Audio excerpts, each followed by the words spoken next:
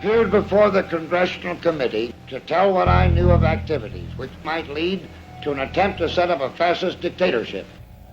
The potential for the disastrous rise of misplaced power exists and will persist. The very word secrecy is repugnant in a free and open society. And we are, as a people, inherently and historically opposed to secret societies, to secret oaths, and to secret proceedings. President Bush signed a formal agreement that will end the United States as we know it. And he took the step without approval from either the U.S. Congress or the people of the United States. The secret organizations of the world power elite are no longer secret. It's known as the Bilderberg Group. Could their objective be world domination? I'm Jim Tucker. I've chased Bilderberg for 30 years. I'll never give up the chase.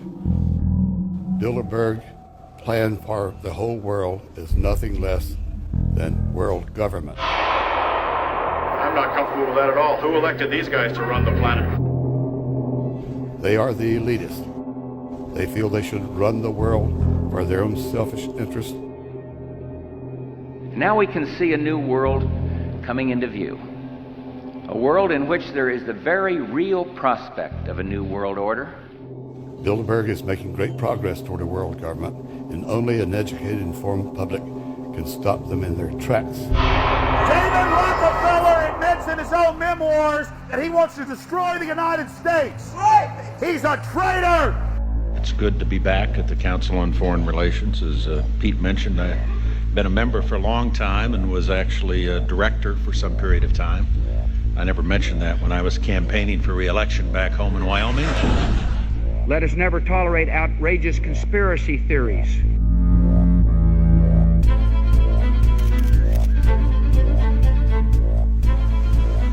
I need you to move off the property, please. Some shots were fired.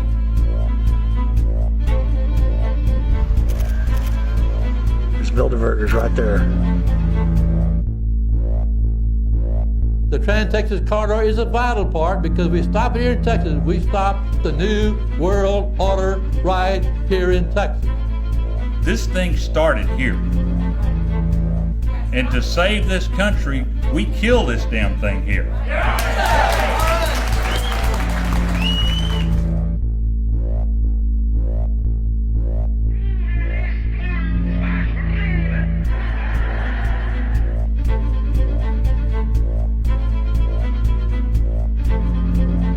There is a chance for the President of the United States to carry out a phrase his father used, and that is a new world order. Your new world order will fall. Humanity will defeat you. The answer to 1984 is 1776.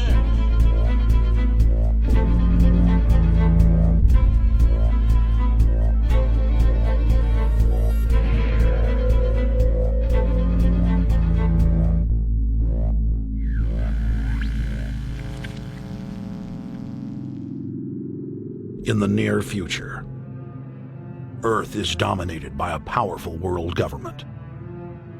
Once free nations are slaves to the will of a tiny elite. The dawn of a new dark age is upon mankind. Countries are a thing of the past. Every form of independence is under attack, with the family and even the individual itself nearing extinction. Close to 80% of the Earth's population has been eliminated. The remnants of a once free humanity are forced to live within highly controlled, compact, prison-like cities. Travel is highly restricted. Superhighways connect the megacities and keep the population from entering into unauthorized zones. No human activity is private. AI supercomputers chronicle and categorize every action. A prison planet dominated by a ruthless gang of control freaks, whose power can never be challenged. This is the vision of the global elite, their goal. A program of total dehumanization, where the science of tyranny is law. A worldwide control grid, designed to ensure the overlord's monopoly of power forever. Our species will be condemned to this nightmare future unless the masses are awakened to the New World Order master plan and mobilized to defeat it. Erected by a secretive group, the Georgia Guidestones are a testament to the elite's plan for a world religion, global laws, with a global court and army to enforce it. And set in stone, it is written that the population never rise above 500 million.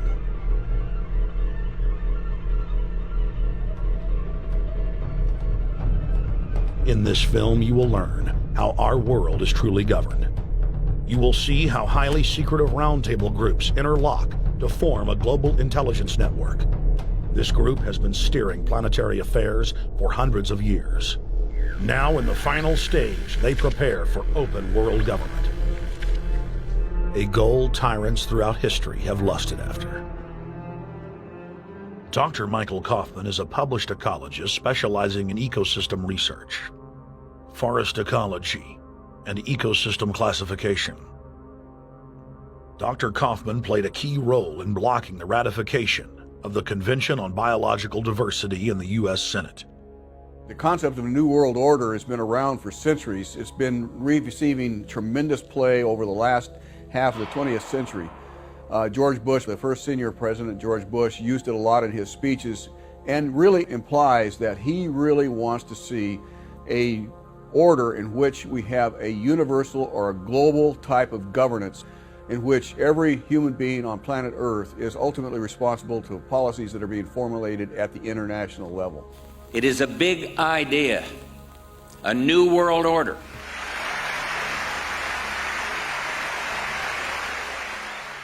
President Bush said that the New World Order was in tune, and that's what they were working for. The UN is part of that government. They're working right now very significantly for a North American Union. That's why there's a lot of people in Washington that don't care too much about our borders.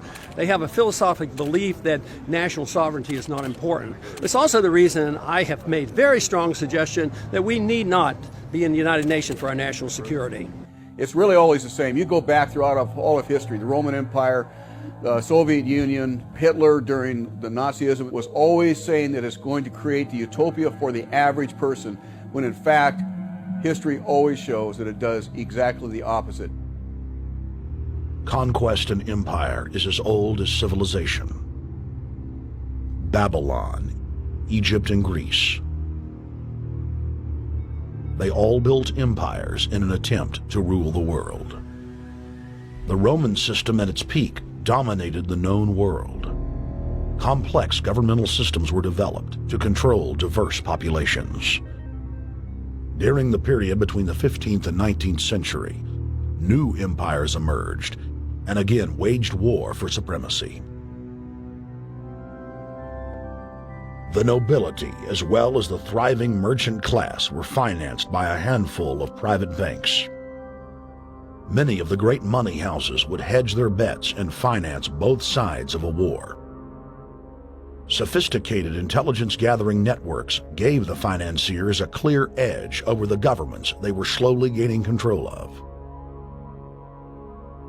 On the 18th of June, 1815, agents of the British arm of the Rothschild family looked on as Emperor Napoleon Bonaparte fought desperately to save his army from the jaws of a British-Prussian pincer attack. A Rothschild agent was able to get the news of Napoleon's defeat at the hands of Lord Wellington to Nathan Rothschild, a full 20 hours before the news reached London. Nathan, the head of the British arm of the Rothschild family, put out the rumor to the London Stock Exchange that Napoleon had won the war. Stocks plunged by 98%, and Rothschild was then able to buy up the entire British economy for pennies on the pound.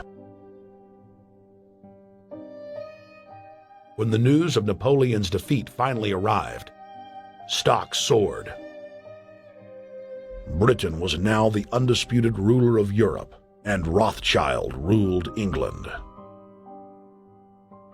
The already dominant British Empire grew even more aggressive.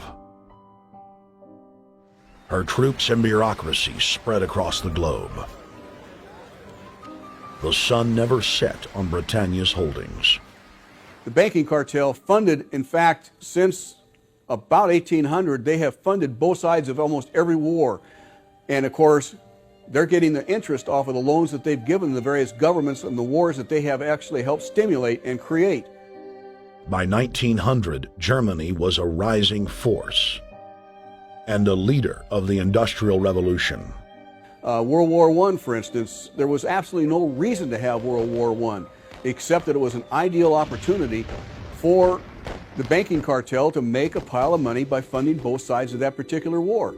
On June 28, 1914, the heir to the Austrian-Hungarian throne, Archduke Franz Ferdinand, was assassinated while traveling in a motorcade.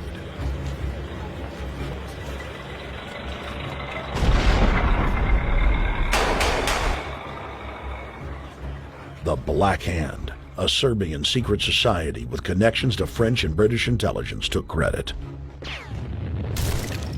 World War I had begun.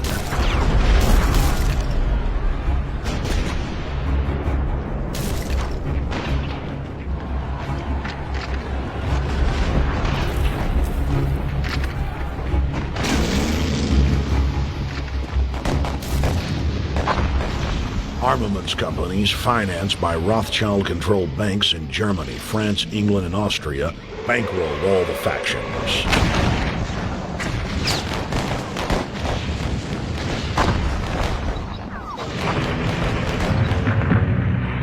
At least 20 million were killed in the war. It was a conflict so terrible the people vowed to never fight again. They dubbed it the war to end all wars. Question is, why did they want war? Well, first of all, is money and power. But secondly, they wanted to create the League of Nations. They had this in their plans all along, and as a consequence, once the war was over or about to be over, they began to formulate this idea of a League of Nations, so this would never ever happen again. Hundreds of years of practice made the British experts at hiding their empire behind puppet governments and councils. In the name of stopping all future conflicts, they proposed that countries would join a League of Nations. Their true intention was for the League to serve as a framework for world government.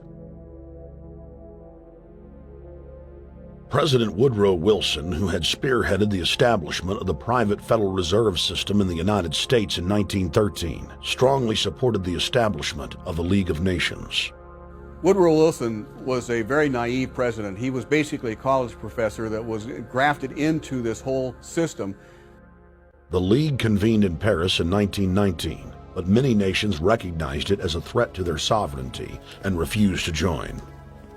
Frustrated by the U.S. Congress blocking the League of Nations, British intelligence, with the help of the Rockefeller family, set up the Council on Foreign Relations in New York City in 1921. The Council recruited the best and brightest of American life to support the growth of the Anglo-American Empire.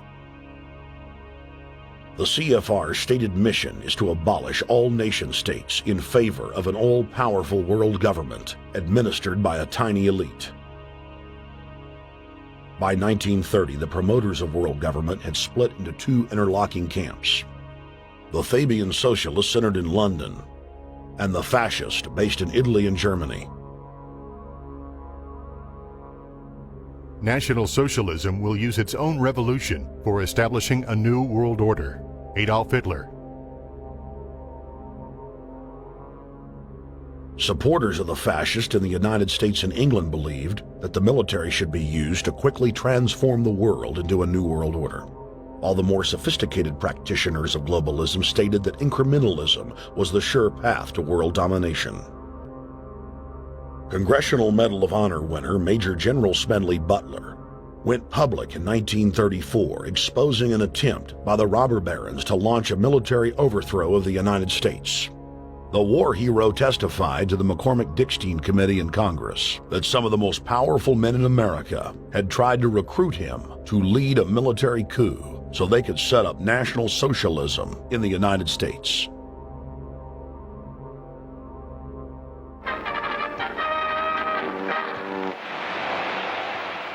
I appeared before the Congressional Committee the highest representation of the American people under subpoena to tell what I knew of activities which I believe might lead to an attempt to set up a fascist dictatorship. I was supposed to lead an organization of 500,000 men, which would be able to take over the functions of government. The fascist had also made deep inroads in England. Edward VIII, King of England, was forced to abdicate the throne because of his public support for Hitler. Was es sich dabei nicht nur das negative Problem der Bekämpfung dieser Lehre und ihrer Organisation handelt, sondern die Durchführung der positiven Aufgabe der Gewinnung des deutschen Arbeiters für den nationalen Staat.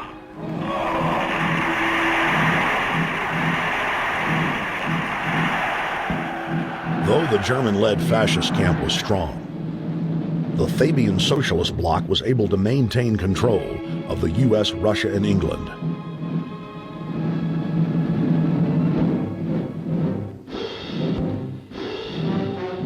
In the build-up to World War II, and during the conflict, the bankers again financed both sides, just as they had done with Napoleon.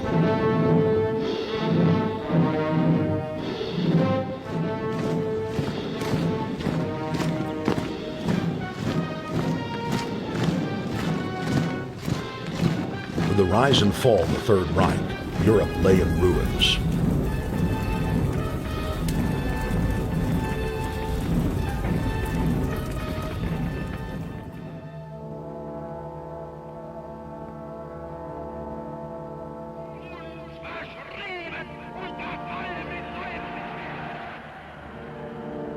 Once again, the elite claimed that only global governance could save humanity from certain destruction.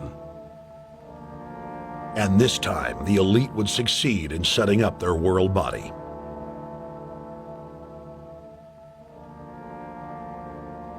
In April of 1945, at the Presidio Naval Base in San Francisco, the United Nations was founded by the victors of World War II.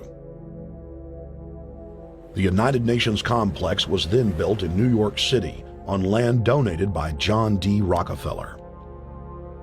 Shortly after the elite established the United Nations as their base in the United States, the newly formed World Council quickly began work on the next phase in their plan, the incremental formation of continental superstates.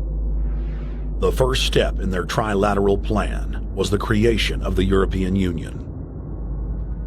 Unifying Europe had been tried many times and was extremely unpopular.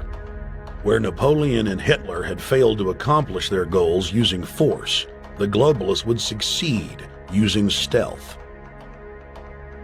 The British spearheaded the formation of the Council of Europe on May 5, 1949. The Treaty of London claimed to only establish trade ties between European nations, like NAFTA or GATT in North America.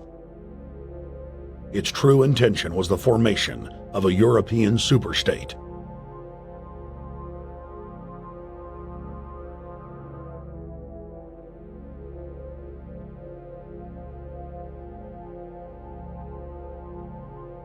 In 1954, the elite of the planet met in secret at the Bilderberg Hotel in Oosterbeek, Holland. The Bilderberg Group would later admit that their mission was the formation of the EU. Once the EU was established, under the guise of trade deals, a North American Union and Asian Union would be formed. The three interlocking superstates formed the core of the global government, while the United Nations would serve as a world regulatory and enforcement body over the Third World subregions. The Bilderberg Group consists of the heads of all of the managing roundtable groups that steer individual countries. Picture the elite power structure of the world as a giant pyramid, with only the elite of the elite at the tip-top of the capstone. The group has been so secretive that until the mid-1980s, the controlled corporate media denied its existence. Into the late 1990s, coverage only consisted of rare one-line mentions.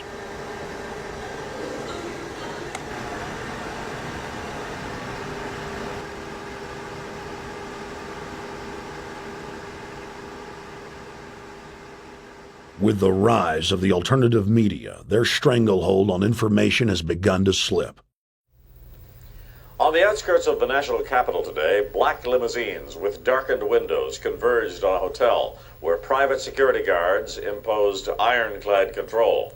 The limos carried royalty, political power brokers, and industrial titans to a secret meeting that will last all weekend. It's known as the Bilderberg Group. Could their objective be world domination? Every 4 years, Bilderberg meets in North America, and in June of 2006, we decided to travel to Ottawa, the capital of Canada. The site of Bilderberg.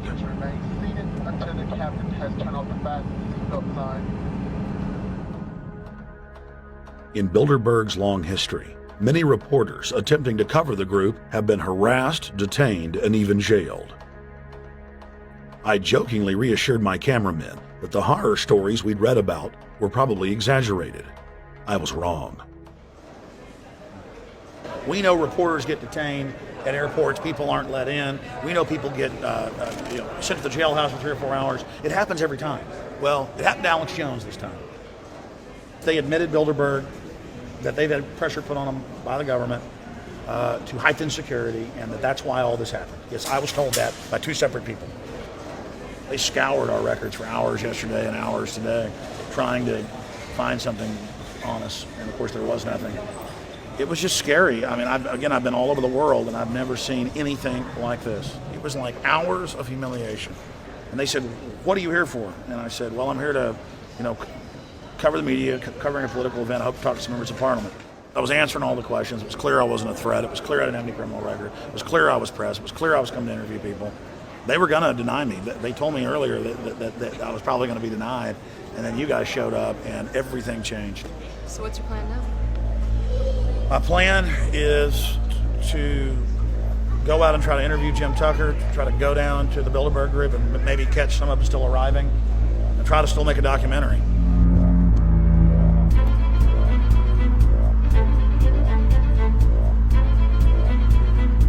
So instead of being here at 8 a.m.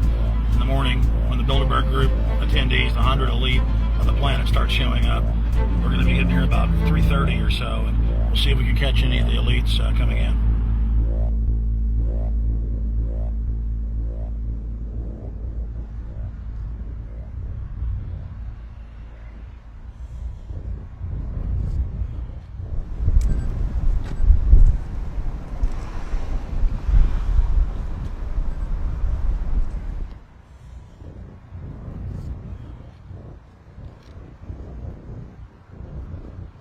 What do you think is on the agenda for this edition of the Bilderberg Society's annual meeting?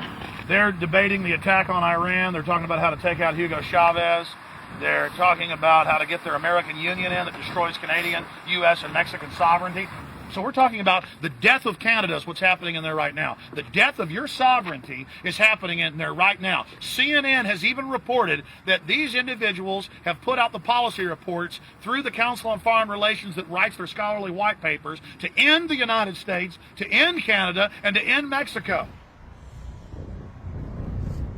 About 10 have come in. They've been coming in slowly in typically big black cars with what appears to be bulletproof glass, and we've got a few pictures of some of the people. We're being kept well back from the building by an awful lot of security people, but there'll be more security as this thing develops. Again, just a reminder to stay off the property, okay? I am. This is the line. We checked with the city. Thank you. How you doing? Yeah. Okay. That's the ex-president of Ireland? Maybe? Okay, Danny will know. I came here from upstate New York. I booked a room way in advance. When I checked in at 10 o'clock at night, they told me I had to be out at 8:30 in the morning. And so, of course, I complied to what they wanted. I wasn't happy about it because I had been tired. I drove quite a long way. Then I went down to have something to eat. And I just saw a bunch of security here, and I was wondering what was going on, and I asked questions. And they said they were having a wedding or they were having some sort of reception. So I decided to ask a couple more questions because I thought it was kind of weird. And then I saw them from my hotel window. They were in the back with flashlights looking at the trees, looking up through the trees, and they were also in front of the hotel, combing. It looked like combing the hotel. So I kind of was wondering what was going on, and I left. I got up this morning, I checked out, and then the fellow that I spoke with, the last fellow I spoke with, said, well, you'll know all about it in the newspaper. Well, I didn't have to wait because there was a group of people out here telling me everything that was going on. They're not fooling anybody any longer when you've got this many cops, you know, and detaining Alex Jones at the border.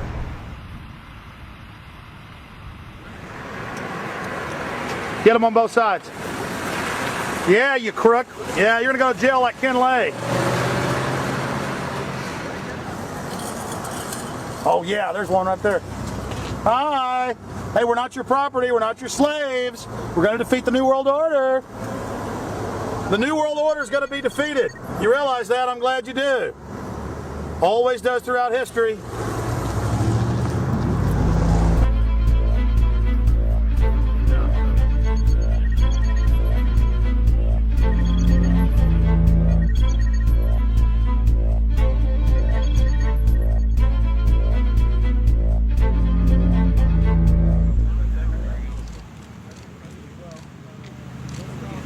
The boss.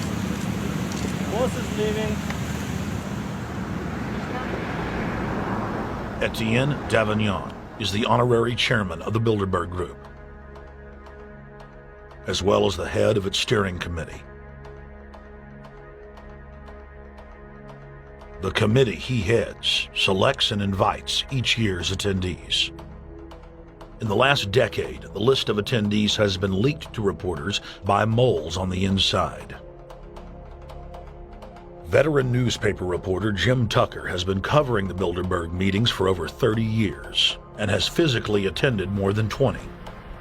We traveled back to our hotel to see if Jim Tucker received the 2006 list. First heard about Bilderberg in 1975, and I said, I don't believe it. That's not possible. Who in hell's Bilderberg? I spent 20 happy years with metropolitan newspapers. All the wires are clicking at my ear. That could not happen without me knowing about it. And the thing that first impressed me most was columns in 1957 by the late, great Westbrook Pegler, widely syndicated columnist. He wrote 2 lengthy columns about how approximately 100 leaders of international finance, heads of state, high public officials were meeting behind armed guards and closed doors on Jekyll Island, sealed off. What are these powerful internationalists doing? And why is it so secret? Why do they have armed guards outside? Why is it sealed off? The newspapers totally ignore it. Not a word. Total blackout in the United States. Since then, I've never stopped pursuing Bilderberg, or the whole international gangster organization led by Rockefellers and Rothschilds as they manipulate the world for their own selfish interest.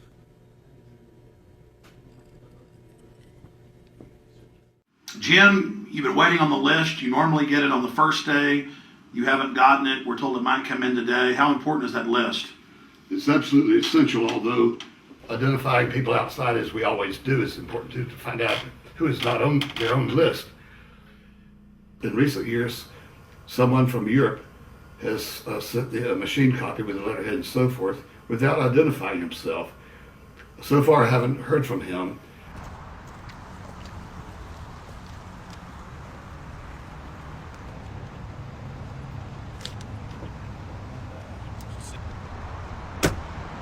Well, Bilderberg assumed that name in 1954 at their first meeting as Bilderberg at the Bilderberg Hotel.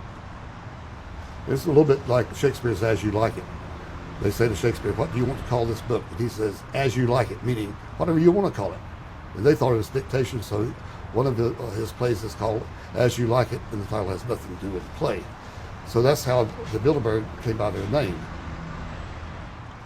Now, they had been meeting for half a century. The moneyed class had been meeting But they decide they have to meet systematically every year, well planned in advance, in addition to maybe other smaller meetings throughout the year. Sure this is the right turn, Jim? No. Let's see if you can start.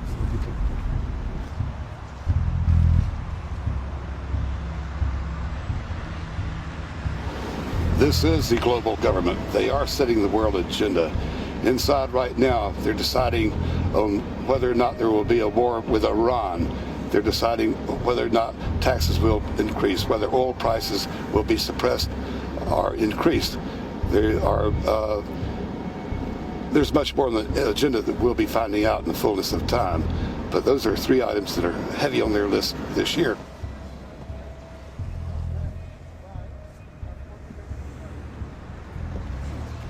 This is Jim Tucker, ladies and gentlemen. Yes. 27 years covering these crooks. Mr. Tucker, God bless pleasure to meet you. The media said he was crazy, it didn't exist. Now we forced him. 120 of the world's most powerful men, heads of state from Europe, high officials of the United States government, Treasury, White House, state, defense. They're setting the world agenda now. The reason they want secrecy is because they're doing evil. Evil is done under the cover of darkness. Good works are done in the sunshine.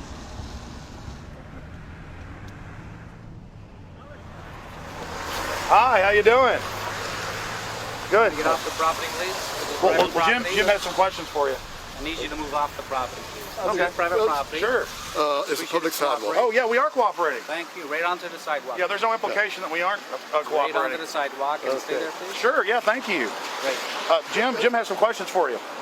Again, I need you to stay right on the sidewalk. Yeah. Thank you very much. We actually checked with the city. The property line's actually right here. Also, that's good. Property line's actually right here.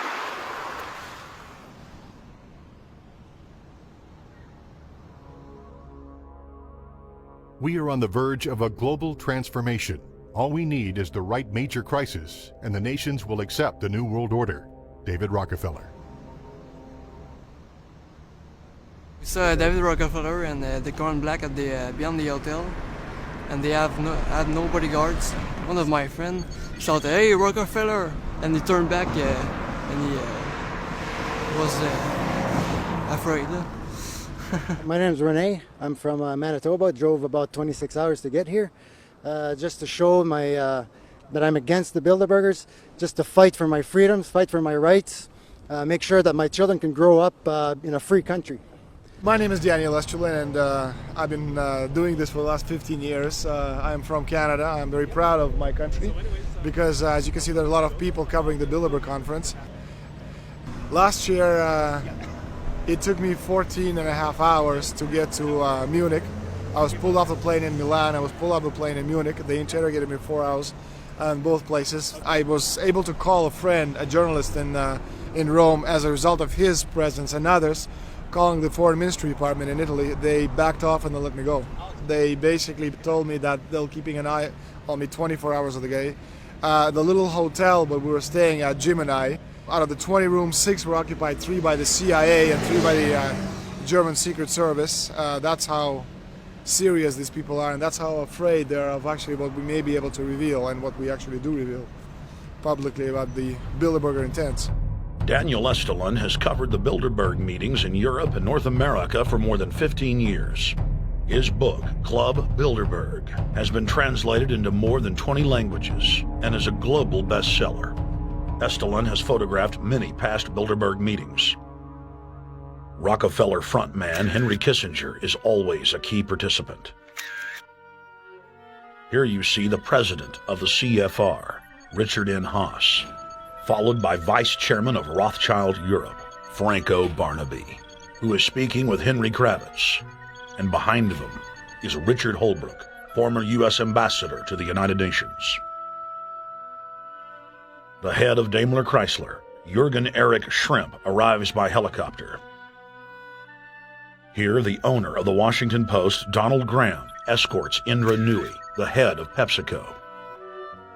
Queen Beatrix of the Netherlands, whose father, Prince Bernhard, founded Bilderberg, is a leading figure in the group. Of course, globalist kingpin David Rockefeller, seen here with his bodyguard, James Ford, always attends. The then newly appointed World Bank chief Paul Wolfowitz is photographed at Bilderberg 2005. It has been reported that Wolfowitz had attended previous meetings while still the Deputy Secretary of Defense, a violation of the Logan Act. Under the Logan Act, it is a felony offense for any member of the federal or state government to meet with members of a foreign government without the express authority and authorization of the President or Congress. Put simply, it is illegal for members of the government to meet secretly behind closed doors with foreign power brokers due to the problems of corruption and espionage that it breeds. For this reason, many prominent politicians attend, but their names do not appear on the official list. Despite the Logan Act, the governor of New York's name, George Pataki, does appear on the list, and we were able to catch the governor on tape walking with David Rockefeller at Brook Street. Multiple staff members inside Brook Street reported to us that Hillary Clinton attended for half a day. Several armored limos with diplomatic plates did arrive with police escorts and offloaded their passengers in the underground parking garage out of the sight of the press. Former World Bank President James Wolfensohn sardonically stared at our cameras. They're upset about the fact that they're being exposed. Well, I'm sure they are. I mean, look at the tinted windows. They don't want to be seen. They don't want even anybody to know they're here. So I'm sure they're ticked, you know, and that's why we're here to try to expose them. Do you think that they were angry that they were on the front page of the local paper today? You think they're in there reading it right now, Jim? Yes, I don't think they're happy about it. They prefer nothing at all, no publicity. They prefer absolute secrecy. Yeah, you better look away. We're not your slaves. You don't own me.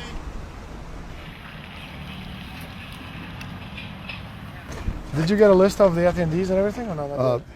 No, I've asked for one under a slight variation of my name, and I don't know if I'll get it or not. Also, it could happen today. For the last 3 years, I get back to the hotel. And there's a copy there waiting for you. For somebody who does not identify himself. I mean, I'm not just not revealing the source. I don't know the source myself. But a fact, because they want the Bilderberg letterhead on it, and makes a nice memento. Perfect. Alex. Yeah. That's Chalabi, eh?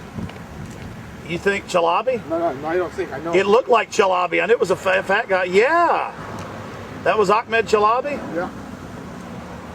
Oh my God. Then they're really going to attack Iran.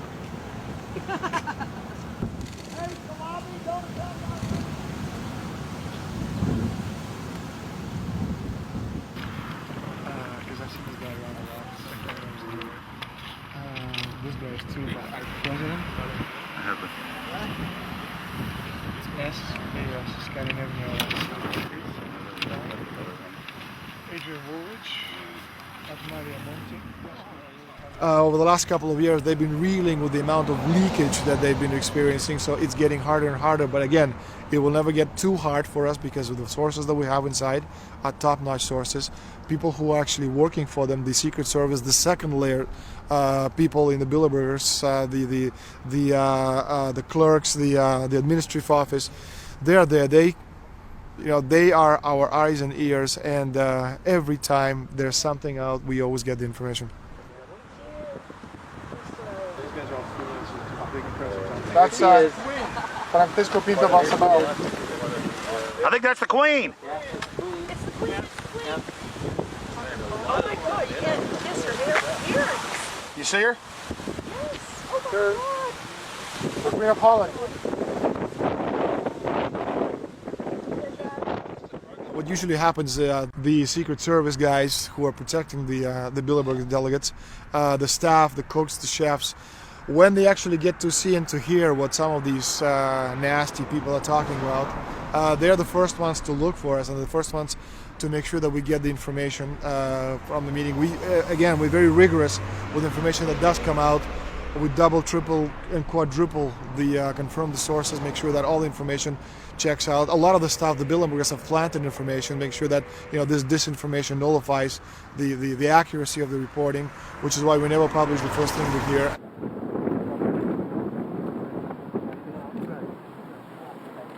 Oh.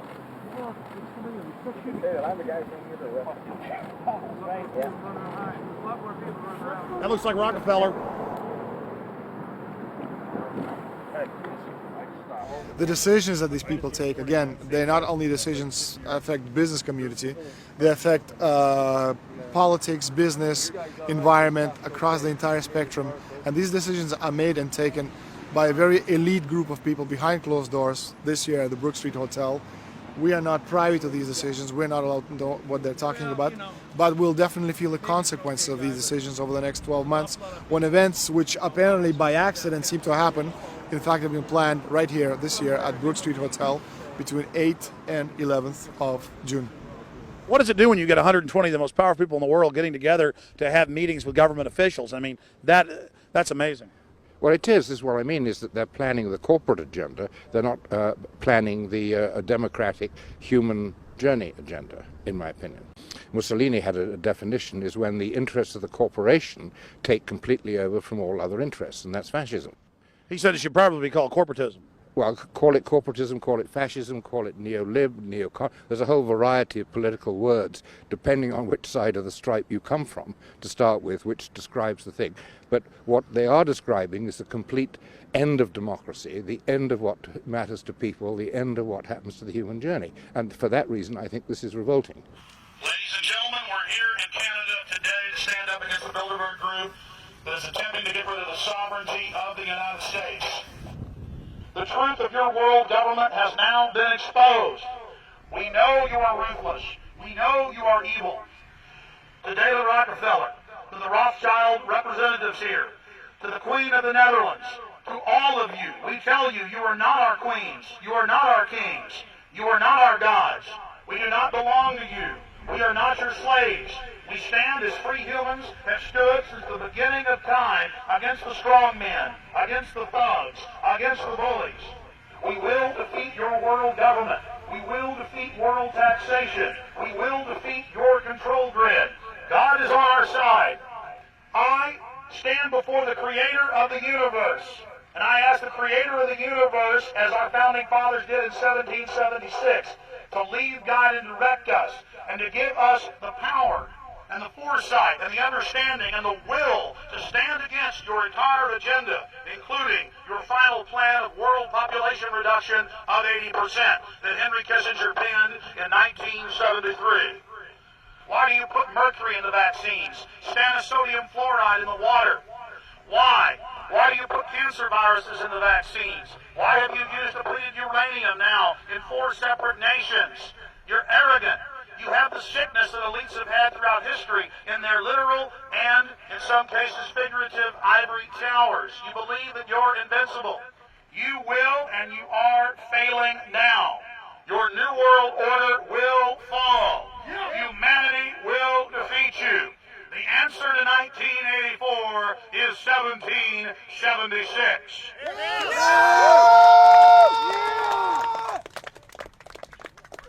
Bilderberg is an elite organization, and the way it works, the protocol of the meetings is the staff, after they're vetted out, they're told exactly how they're supposed to behave themselves, meaning that they can never address the attendees, they can never speak to them unless they're spoken to first, they can never look them in the eye.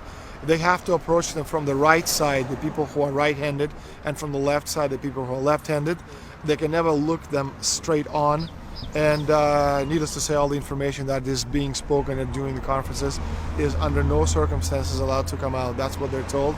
They're threatened with not being able to find another job anywhere in the sector if they reveal any information to the press.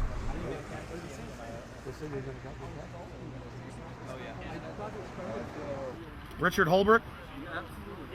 Ambassador Richard Holbrooke thought the peasantry wouldn't recognize him if he took a stroll off the grounds of Brook Street.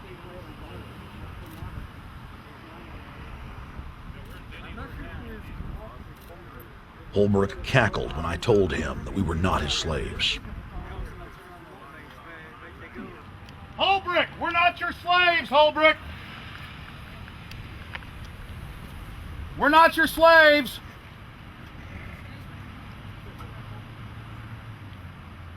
Holbrooke, we don't belong to you. We're not your property. Get back on the sidewalk. We're free humanity! Yeah, there he goes. Howard. They love it.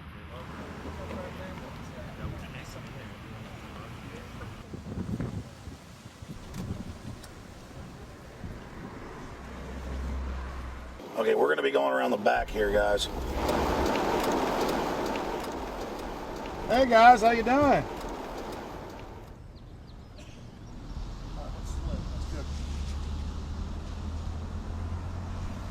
There are several rings of security service. The American delegation at every Bilderberg meeting is usually protected by the CIA and a special division of the US Army. The British delegation is protected by the MI6. Israelis usually are protected by the Mossad. The Ottawa police, in this case, working for the security, they have very little, actually they don't have any information at all on what the meeting is about. They didn't know who the Bilderbergs are. Then there's an elite private firm protecting the perimeter, doing all the dirty work, such as shooing off the photographers and bothering the protesters. But you know, that's like piddly stuff. All the heavy stuff is done by the security service, such as the CIA, MI6. Some years ago, my legs were a little bit stronger than they are now, and I'd crept over a fence under cover of darkness and approached. The cops started yelling and pointing at me, so I ran with speed I didn't know I still had, and some shots were fired, but they were far above my head. I mean, they were intimidating, but they were not really trying to kill me. Not when sharpshooters are fired far above, 20 feet above your head. Bilderberg was founded by David Rockefeller and the Rothschilds in Britain and Europe. They're still the main powers. Baron Evelyn D. Rothschild, a male, attended for many years. Rothschild is still represented. You'll see them on the list of participants. Somebody representing the Rothschild group. They are the main powers behind Bilderberg. The Dutch World Shell is part of the Queen's fortune. Of course, the Rockefellers have always had heavy oil interests. That was the original source of their old money from the old man. Jim just got the official Bilderberg letterhead list from his mole inside the Bilderberg group. Let's go look at it.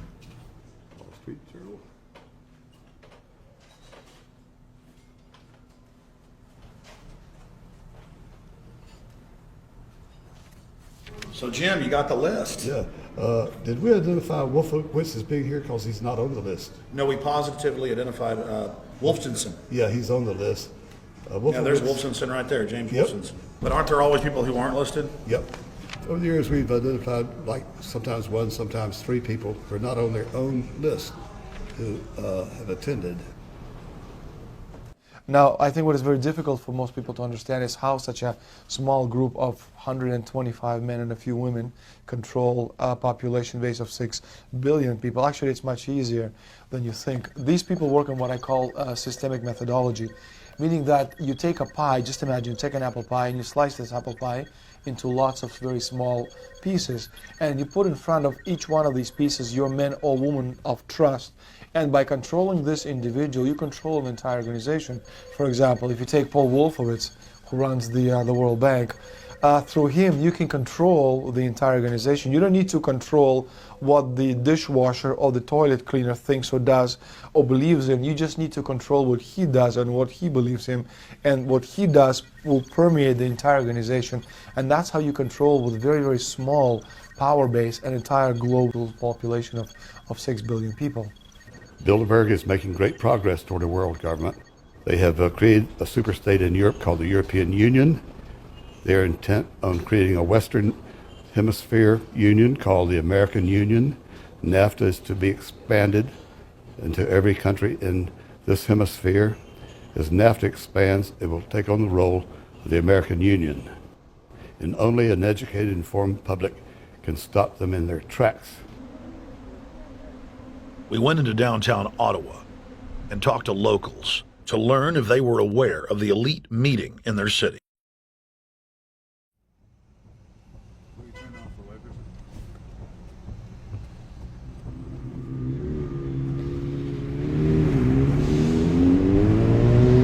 Hey guys, attention just for a second. I just need to tell you that a group just met here in Canada and they're trying to get rid of your sovereignty, merging you with the U.S. and Mexico. See, it's not funny, I'm serious. And your news isn't going to tell you about this.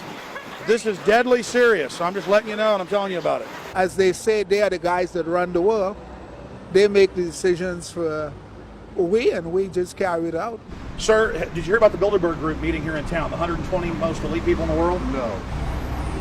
Hey, did you know that the elite's meeting here in town right now? Have you heard about it? 120 crime bosses? None of you heard of it? None of you guys have heard of the Bilderberg Group? They're meeting right now. In the city, around 10% of the people were aware of the New World Order agenda. When we traveled to Parliament, close to half of the people we randomly spoke to were informed.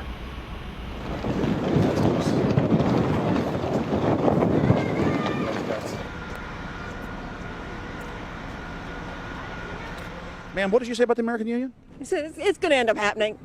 We don't want it, but it's going to happen. Why do you think? Because the Bilderberg Group runs the world. You have the Trilateral Commission that's also part of the Bilderberg, which is the United States, Europe, and Asia. But most of this is public knowledge. Nobody wants to believe that there are conspiracies, that world leaders are already elected before they're voted on. So here we know that Bernard Lord is part of the outer circle. I was surprised to read that Harper addressed the group in 2003 because my understanding was nobody gets into politics without becoming part of the Bilderberg group. And then you find out afterwards that that is the case, that they have... Well, yeah, Bill Clinton went there in 91, George Bush Sr. back in like 85. And Blair, same thing. Who we think that we're electing as leaders have already been pre-picked for us. Whether it's liberal or a conservative, they're already part of the group. They own all the horses in the race. They own the horses, and I understand that, for example, in the United States, it's a one-party system with two factions, though you think it's two different parties. Oh, it is, yeah. So it's like Bill Clinton constantly vacations with the Bushes, and they call him their son, and they actually staged all that in 92, and all that's come out. It's just all staged. They're not going to let trillions of dollars slip through their hands. The good news is people are waking up, though. When you read human history, when you study it, all you see is elites trying to dominate, subterfuge, Machiavellian backstabbing, and somehow in the last 50 years they convinced Westerners that the government's fine, can do no wrong, trust them. How did this happen? It's easy to lead sheep. I mean, people just follow. They don't want to believe these things will happen. No way, we'll just follow along with the norm. That's all. It's just makes it easier for everyone. What's your view on losing Canada's sovereignty? I like this country to stay as it is, and I love the United States to be there. Back in Austin, the capital of Texas, the public was frighteningly unaware of the nation's peril.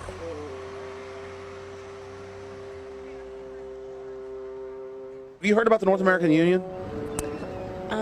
Not really, no. I don't watch TV. No, I haven't. Interesting. I was not aware of that. I don't know exactly what you mean, so... I don't think there's going to be a merger of the three nations. No, I have not. No. No, I didn't know this was happening, so... Yes, I have. Oh, you have heard about it? Yes. After that big rally the other day, don't know about it? I don't know about anything. No, I have not. Have you heard of the European Union? I have, yes. Are you aware of the European Union? Oh, yeah, of course. Have you heard about the European Union?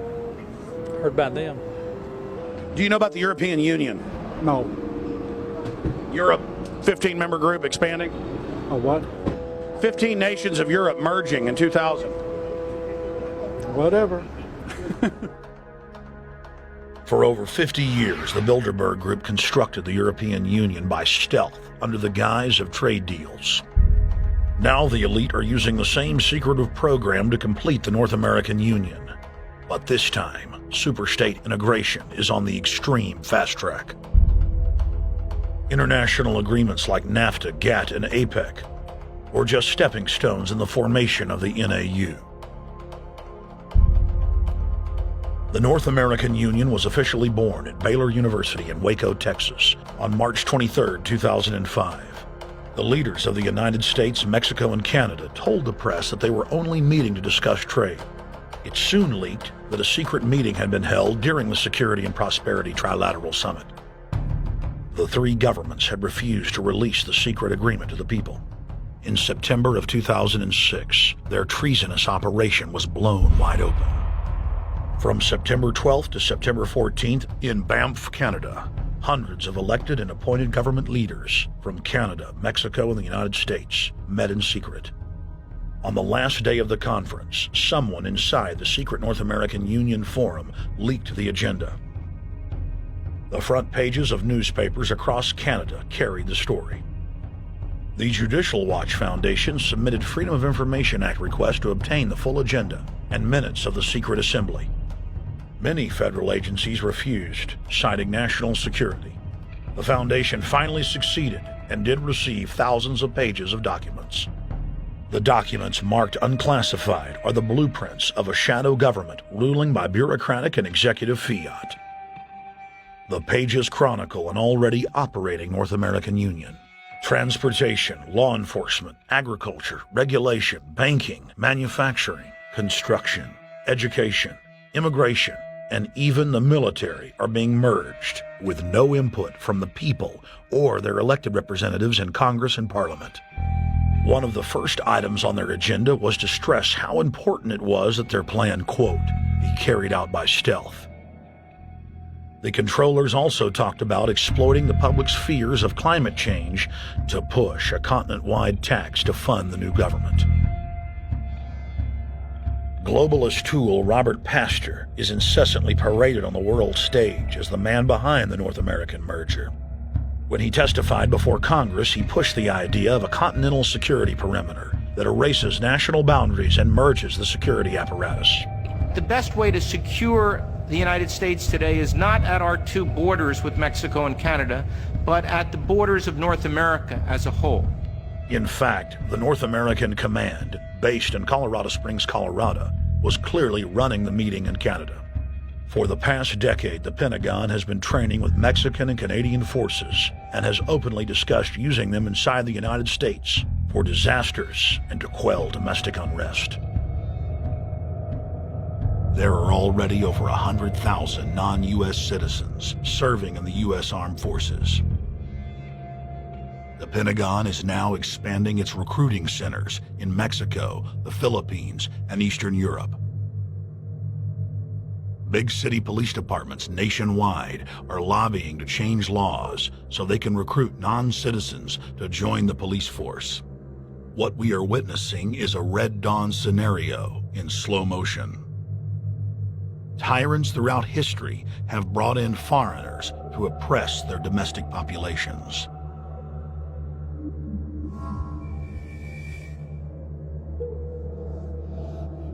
When their coup by stealth was exposed, the three governments went into damage control mode.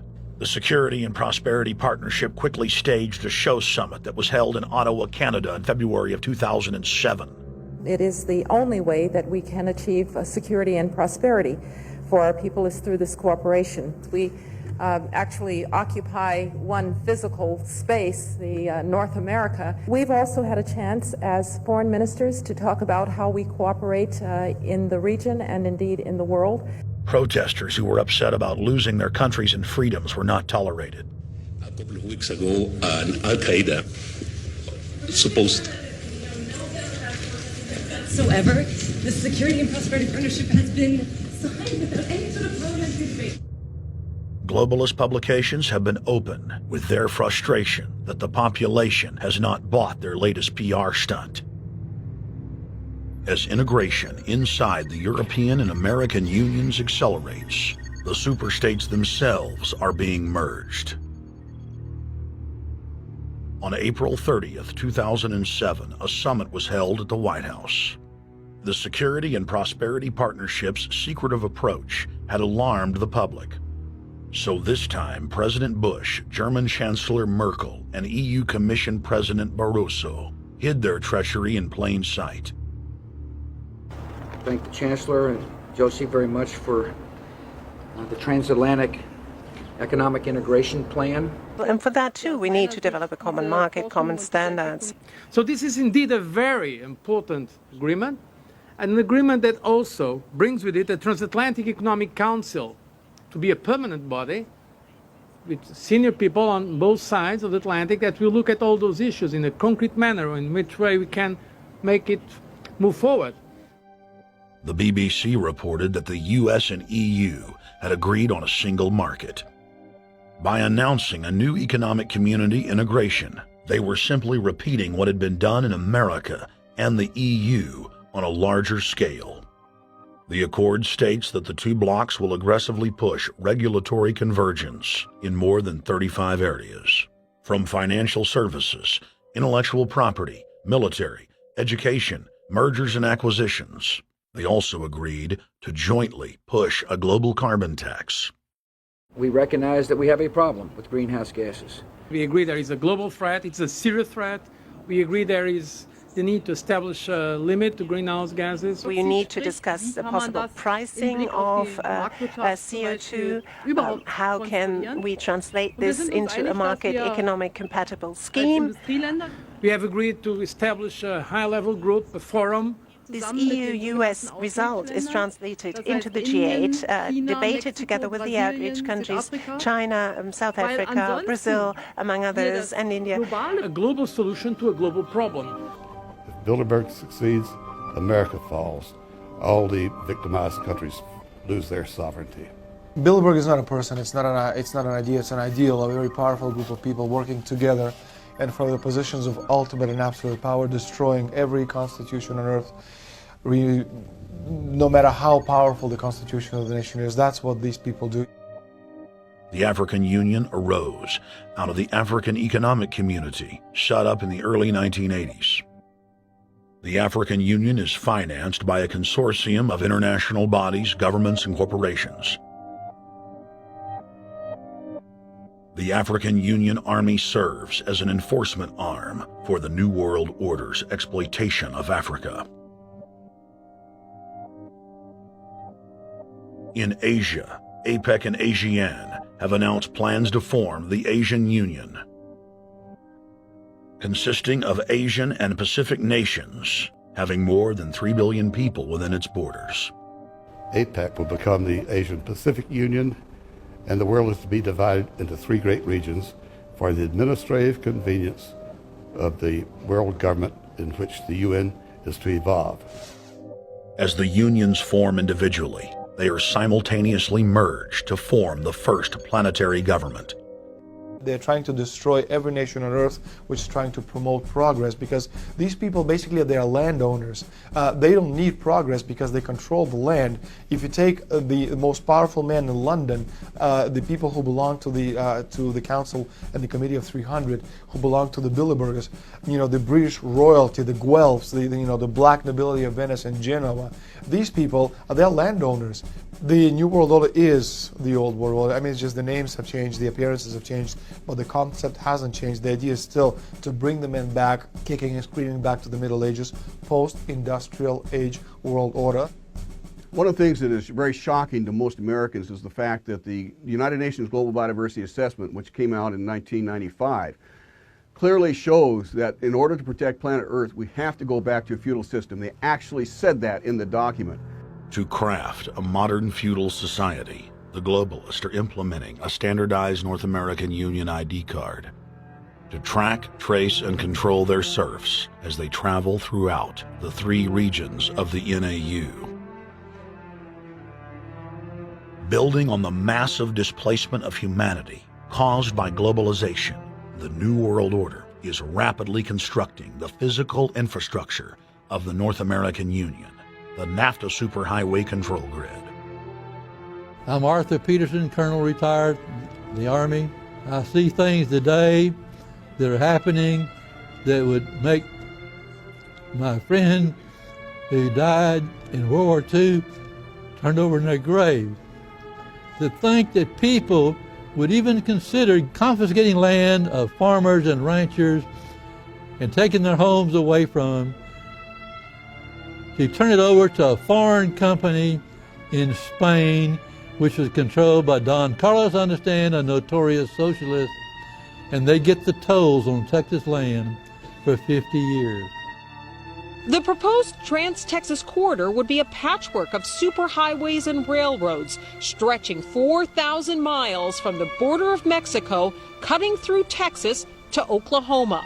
A lease has been signed that would make Texas Highway 121 a toll road. A private Spanish company won the bid to build and collect the tolls for the next 50 years. These deals with private companies are being negotiated largely in secret, and many state lawmakers are worried taxpayers are being sold down the road. Critics say it's a threat to our national security. It's part of a plan for a North American integration being carried out by government and corporate elites without congressional or voter approval.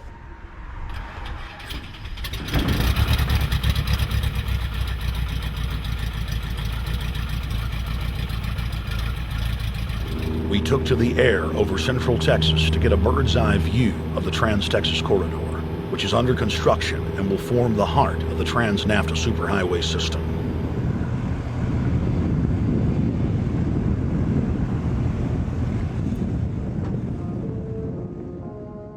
History repeats itself. 2,000 years ago, all roads led to Rome. Rome constructed and maintained more than 10,000 miles of roads throughout its empire. The roads were used to project Roman military power, to control commerce, and to bind the nations and peoples they ruled. Rome also demanded tribute. Roman subjects from Albion to Judea were forced to pay a tax to use the roads. The Romans would then use the tax to dominate their subjects. Today's superhighways are a powerful tool in the globalist arsenal. They are instrumental in tearing down national borders and merging nation-states into larger confederations. Foreign governments and corporations are predatorily seizing infrastructure across North America, but nowhere has their attack been greater than in Texas. Texas is the front line. Over 8,000 miles of existing roads and land are being handed over to government-backed foreign companies. Foreign companies buy the legislators, who then turn over complete control to the same foreigners who finance their campaigns. Government power is then illegally transferred to unelected quasi-governmental regional boards that circumvent local governments and the will of the people. The next stage of this world government plan is to have a transportation control, and that is called the NAFTA superhighway, or in Texas called the Trans-Texas Corridor. It confiscates 584,000 acres of land to be transferred into control of a Spanish company which will collect tolls in Texas for the next 50 years, and there's no limit in the amount of tolls that can be collected. More than 80 federal and state highways have been designated as international arteries. The I-35 NAFTA corridor starts deep inside Mexico and travels through the middle of the United States and ends in central Canada. Container ships from Asia dump their cargo on the Pacific side of Mexico. It then travels duty-free by rail to the new Kansas City inland port, now considered sovereign soil of Mexico, in the heart of the United States. Under international agreements, predominantly foreign companies are placing tolls on already existing paid-for roads. Federal, state, and corporate documents show that they will then use the revenue raised to build up the transportation infrastructure of Mexico, not the United States or Canada, so foreign-made products can pour in even faster from Mexico. Revenues raised will also be used to fund the fledgling North American Union and its growing bureaucracy. Bottom line, they're using our own money to enslave us.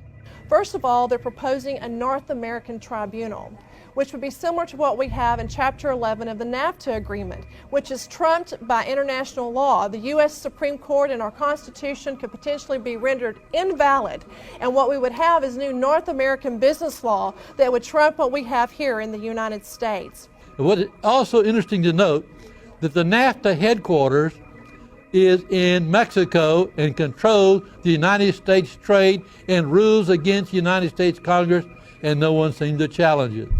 it's very probable and probably inevitable that our right to bear arms would be challenged in a North American court. So this is just an example of what's happening and what's being proposed. We want to keep our trial by jury system. We want to keep our right to keep and bear arms. We want a system where we have a Supreme Court and not have a tribunal that will be superior to the Supreme Court. In 2005, Centra, a Spanish-owned company, signed a secret agreement with the Texas Department of Transportation to erect toll roads on existing roads and to toll new roads that were completely paid for by tax dollars. There are people, believe it or not, in Texas who don't know what the Trans-Texas Corridor is.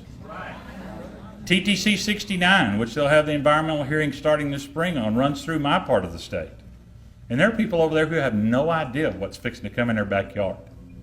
TxDOT, an unelected state agency, claimed that the agreement with the foreign company was even secret from the Texas legislature.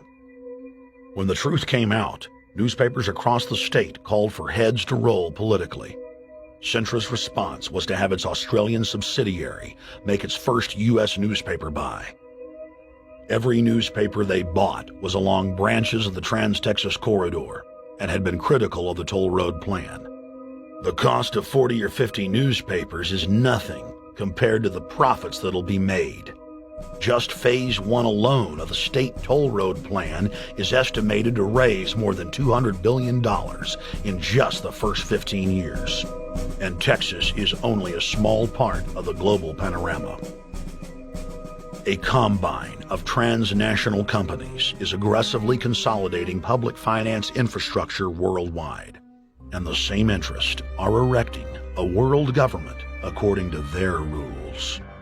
A literal wonderland of corporate corruption, where governments simply act as vacuum cleaners, sucking up the wealth and resources of the middle class and transferring it to offshore bank accounts, leaving behind a cultural and economic wasteland of easily managed slaves.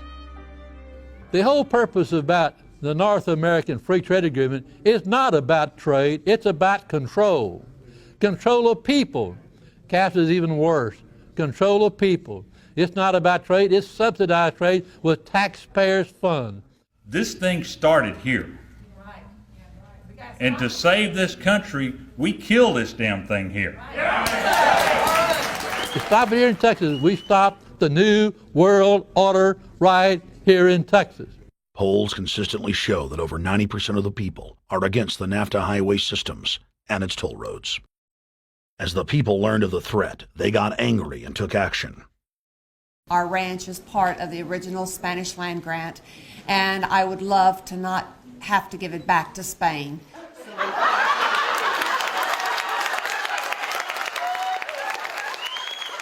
Opponents of a proposed superhighway today held a major protest.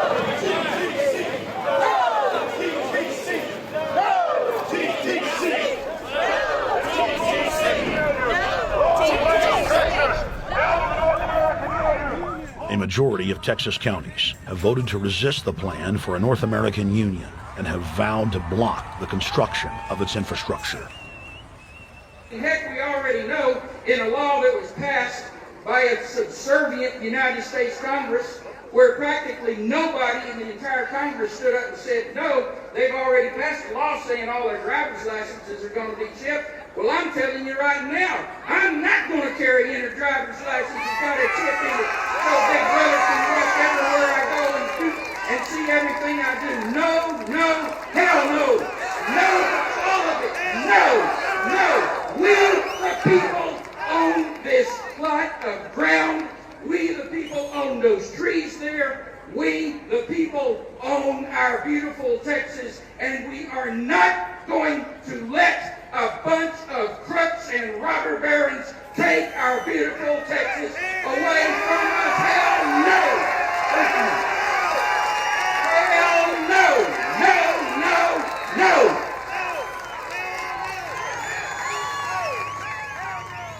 RFID tracker chips embedded in state inspection stickers and toll tags are already being used to track the population.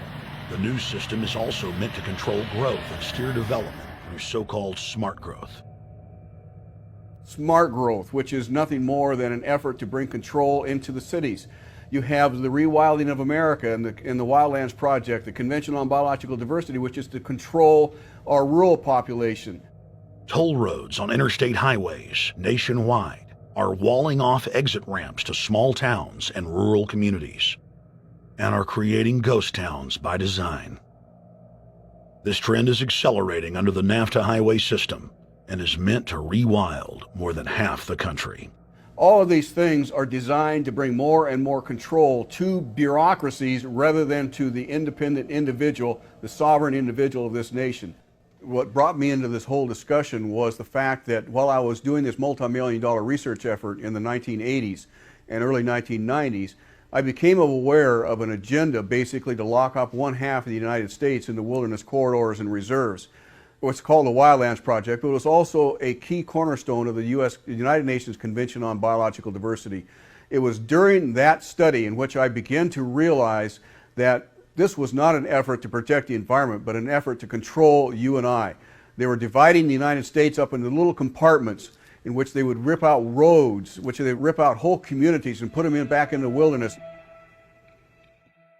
The federal highway system was designed by Pentagon war planners in the 1950s to serve as a rapid deployment conduit to move ground forces for the defense of the United States during invasion. The unconstitutional Northern Command is now using the highway system as a force projection matrix to dominate populations across the United States. Through federally funded emergency command centers, county and city governments are being quietly federalized nationwide. Billions of dollars per city is being spent to install millions of surveillance cameras. Every town and hamlet, no matter how small or remote, is surveilled. License plate reading software tracks Americans' movements wherever they go. New systems are being deployed that scan your face, read your lips, and analyze your walk. Under the treasonous Military Commissions Act, American citizens can be secretly arrested, stripped of citizenship, flown to offshore torture camps, and secretly executed. Under Section 802 of the Patriot Act, all misdemeanors are considered terrorism. Federal police squads called Viper teams randomly force Americans to line up and show their papers. From the sidewalks of Miami to the subways of New York to the streets of Houston, Texas, citizens are being searched by heavily armed gangs of paramilitary police.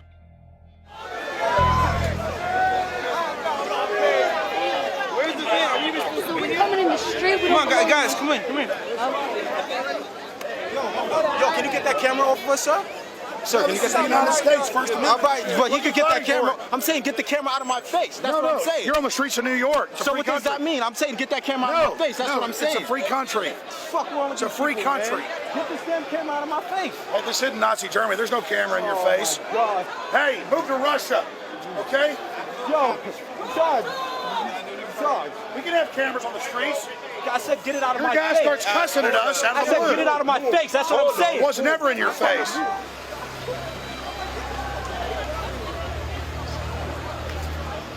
Yo. Long before 9/11, the Pentagon was aggressively violating the federal law that bars the military from policing the American people. Coast to coast, for more than 2 decades, teams of troops would just appear out of nowhere and randomly stop cars and search pedestrians.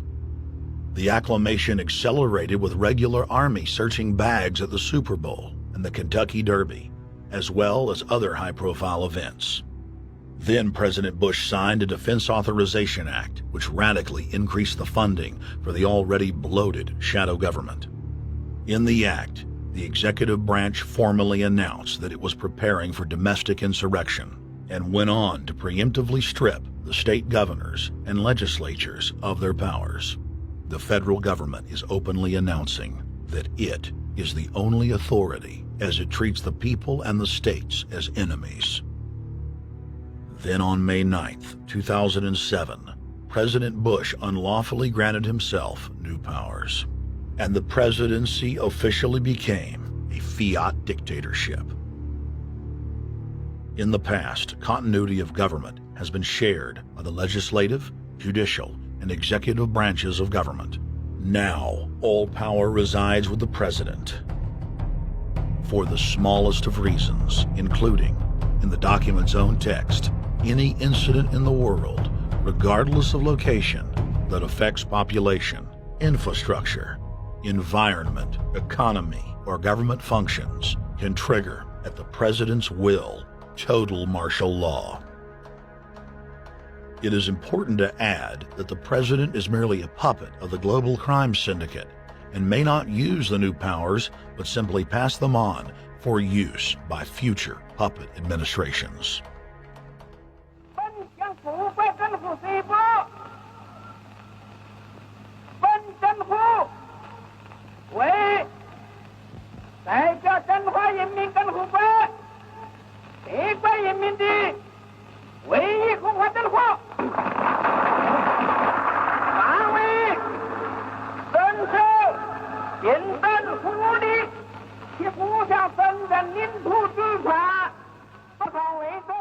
Приобретена эта победа. Не забывайте принесенных вами жертв. You must teach people to love their leader. This is the only most important.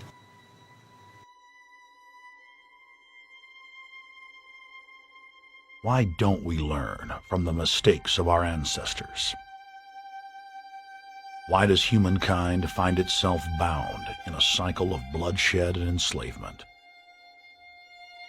Predatory elites have always rationalized their oppression by claiming that they are superior and have the divine right to rule, when all they really are is a gaggle of ruthless psychopaths, parasitically feeding on the host population until their cancerous movement causes the collapse of the host. There have been thousands of tyrannical governments in history, and less than 10 that can truly be called free. In the 20th century alone, over 150 million people were murdered at the hands of the state.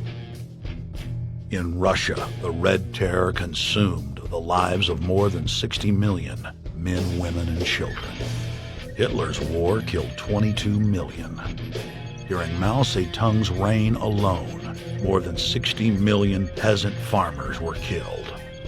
And the list goes on. 300,000 innocent civilians killed in Guatemala. More than 2 million souls brutally murdered by the government of Cambodia. 1,500,000 killed in Turkey. 300,000 in Uganda. 800,000 plus hacked to death with machetes in Rwanda. Sadly, there are too many examples of innocent families being exterminated by their governments on an industrial scale to name them all.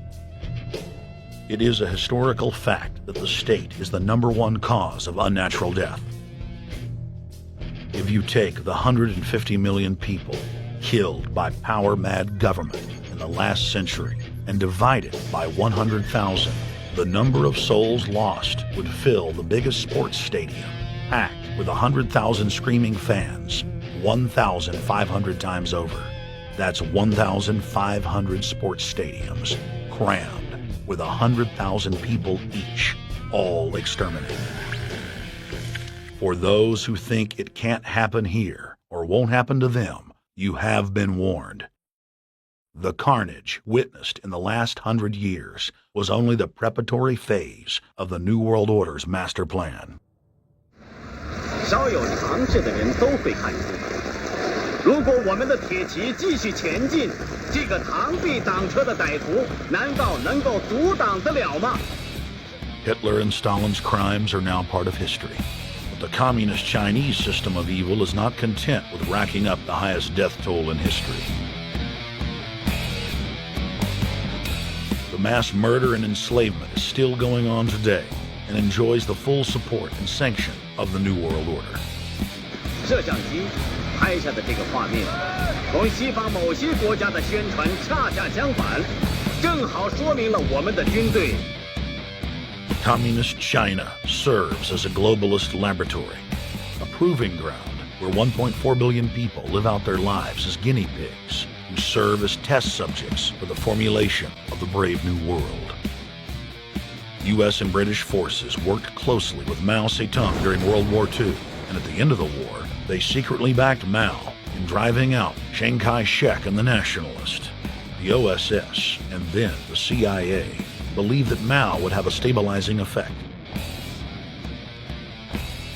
Bill Clinton's mentor and Georgetown University political science professor Carol Quigley explained in his book, Tragedy and Hope, how the Anglo-American Roundtable groups backed every brand of authoritarianism, from communism to fascism, to ensure that a centralized government dominates the population and the economy as planned.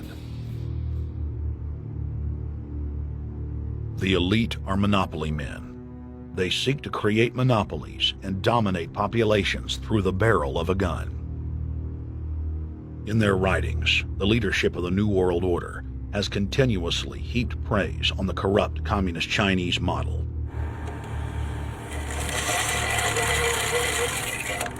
In August of 1973, in an article written by David Rockefeller for the New York Times, Rockefeller openly lauds and endorses Mao Zedong's actions, while celebrating their command and control system. Whatever the price of the Chinese Revolution, it has obviously succeeded not only in producing more efficient and dedicated administration, but also in fostering high morale and community of purpose. The social experiment in China under Chairman Mao's leadership is one of the most important and successful in history. David Rockefeller, New York Times, August 10, 1973. Communist China is the model, planned society for the New World Order. China has received more United Nations awards for its policies and form of governance than any other nation. In the eyes of globalist planners, authoritarian China is the future. China adopted the dreaded one-child policy due to lobbying from a consortium of eugenics organizations, which includes Planned Parenthood and the United Nations. Couples that have more than one child face heavy fines and imprisonment. The practice of forced abortion in China, coupled with the cultural desire to have a male child, has plunged China into a deepening crisis where there are 30 million more men than women. The Chinese police state ruthlessly crushes all forms of dissent. Underground churches, Falun Gong practitioners, striking factory workers are all sent to forced labor camps. Their blood and tissue types are cataloged in preparation for organ harvesting. The Chinese government then sells the prisoners' organs to the highest bidder on the world market. If a wealthy patient chooses to fly into China, the prisoner is killed and the organs are implanted. If the organs are being flown out of the country, a mobile execution van extracts the organs on the way to the waiting aircraft. The social engineers of China aggressively euthanize the elderly and disabled. China is merely following the globalist blueprint for the world. The same system of total dehumanization is quietly being phased in worldwide. Depopulation should be the highest priority of foreign policy towards the Third World. Henry Kissinger, 1974. There's a need for a new world order, but it has different characteristics in different parts of the world. Now, none of this may succeed this time, but this to me is sort of the outline by which someday, in the next few years, a solution will emerge. Where does this mindset come from? Why do the elites kill the largest masses of people when no one is resisting them, when they've already attained total control? What ideology drives the elite psychopath? Since Plato's time 2,400 years ago, state planners have openly proclaimed their desire to control every detail of the commoner's life. From breeding programs to mass extermination of undesirables, the dark dream has continued on for millennia.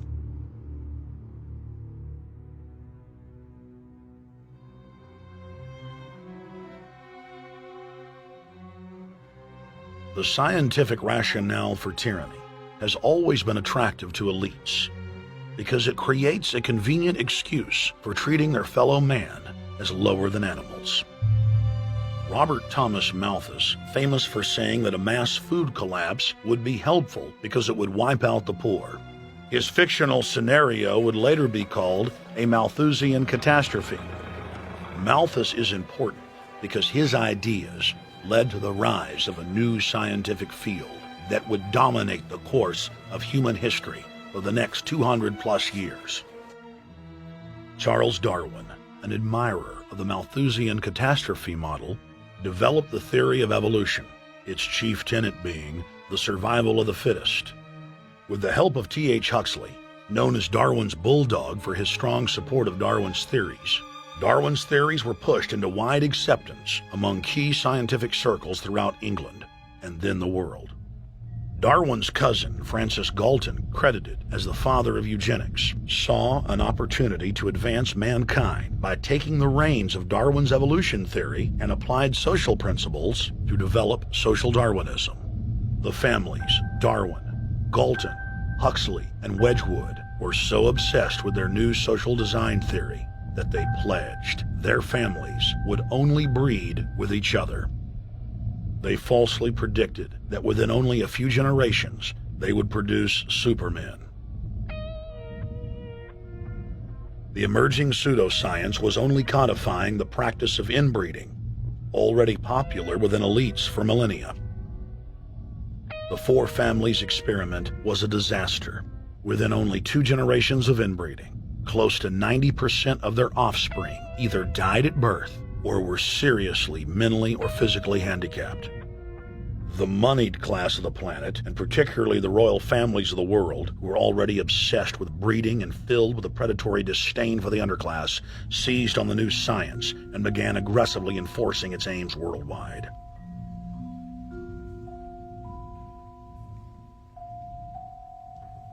Biometrics appears to be a new science, but it was actually developed by Galton back in the 1870s as a way to track racial traits and genetic histories, and as a way to decide who would be licensed to breed. In 1904, the Cold Springs Harbor Research Facility was started in the United States by eugenicist Charles Davenport with the funding of prominent robber barons Carnegie, Rockefeller, and Harriman. In 1907, the first sterilization laws were passed in the United States. Citizens with mild deformities or low test scores on their report cards were arrested and forcibly sterilized. You're 17, aren't you, Alice? Yes, but what have you done with my folks? Well, we're trying to help them, Alice, and you too. They were taken to the hospital this afternoon. Hospital? Wasn't none of them sick this morning? We thought it necessary to present your family's case to the State Medical Commission. After an examination, they decided there was but one important action to take: to have your entire family sterilized. Why, what's that? I don't know what you're talking about. Now, in this state, we have a law which provides for such people to have an operation so there won't be any more children. I see. Now, we've placed your brothers in institutions where they'll be properly cared for.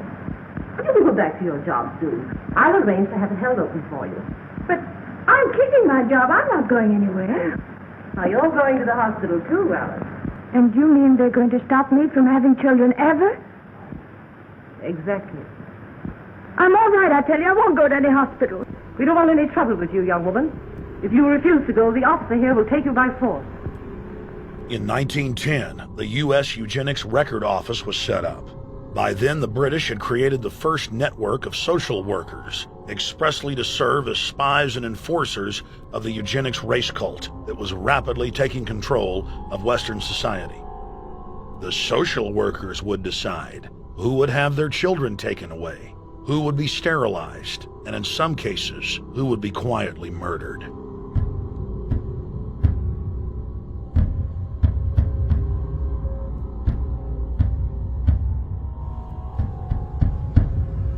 In 1911, the Rockefeller family exports eugenics to Germany by bankrolling the Kaiser Wilhelm Institute, which later would form a central pillar in the Third Reich.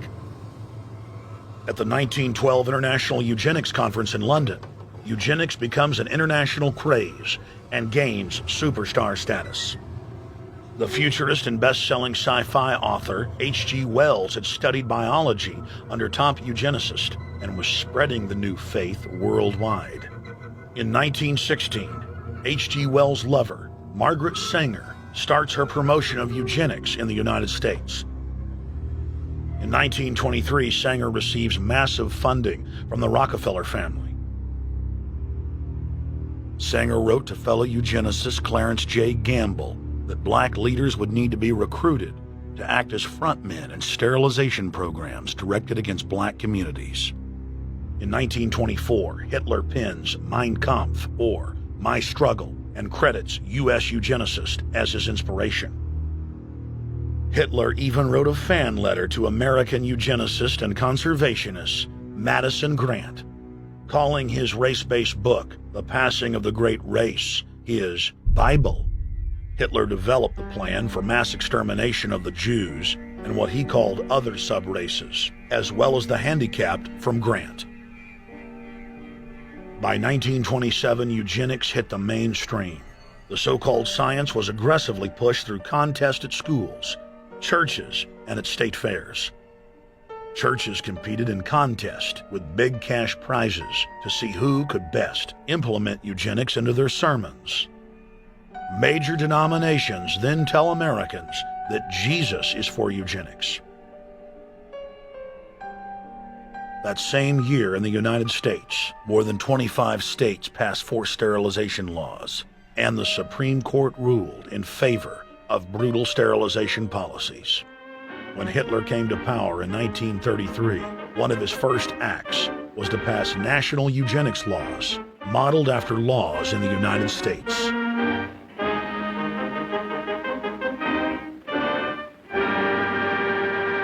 The 1934 film Tomorrow's Children brought the eugenics agenda to the silver screen in the United States. In the case of Miss Mason, I can see no reason for the operation that's been recommended. The girl is perfectly normal. She's hard-working and has a good reputation. Do you know anything about her family background? Oh, yes, Your Honor, I do. There are several other children, aren't there? Yes. What is their condition? One is a cripple. Two others might be classed as feeble-minded. Isn't the oldest son in jail? Oh, yes, I believe so. And knowing all that, you still contend that this girl should be allowed to bring more people like that into the world? She's sound, Your Honor. She's not anything like the rest. Surely she should be given a chance to work out her own salvation. I can't agree with you, Doctor. Suppose she is normal. The chances are that her children will inherit the family taint. Isn't that possible? But, Your Honor, I'm sorry, Doctor. 3 generations of unfit are enough. Petition not allowed. By 1936, Germany had become the world leader in eugenics for taking effective actions to sterilize and euthanize hundreds of thousands of victims. The big 3 of American eugenics, Davenport, Laughlin, and Goethe, were dispatched by the Rockefellers to Germany, where they advised the Nazis on the fine-tuning of their extermination system. With the strong support of the U.S. and England, Germany had gone over the edge, and tens of millions would pay with their lives. At the end of the war, the Allies protected from prosecution the very Nazi scientist that had tortured thousands of people to death. The Nazi brand of eugenics had embarrassed the elites, but they had no intention of stopping their plans. The Allies literally fought with each other over who would get top Nazi eugenicist. It didn't matter if the SS doctors had tortured tens of thousands to death. They were free to go. The Angel of Death, Joseph Mengele, and his boss, Ottmar von Verscher, were not prosecuted, and von Verscher even continued his work in Germany after the war. Eugenicists were angry that their great work had been exposed. They then scrambled to camouflage their agenda. Eugenics Quarterly became Social Biology. The American Birth Control League became Planned Parenthood. New terms like transhumanism, population control, sustainability, conservation, and environmentalism replaced racial hygiene and social Darwinism. Many eugenicists of the previous period engaged in what they called crypto-eugenics, purposefully taking their eugenics beliefs underground. They became highly respected anthropologists, biologists, and geneticists in the post-war world.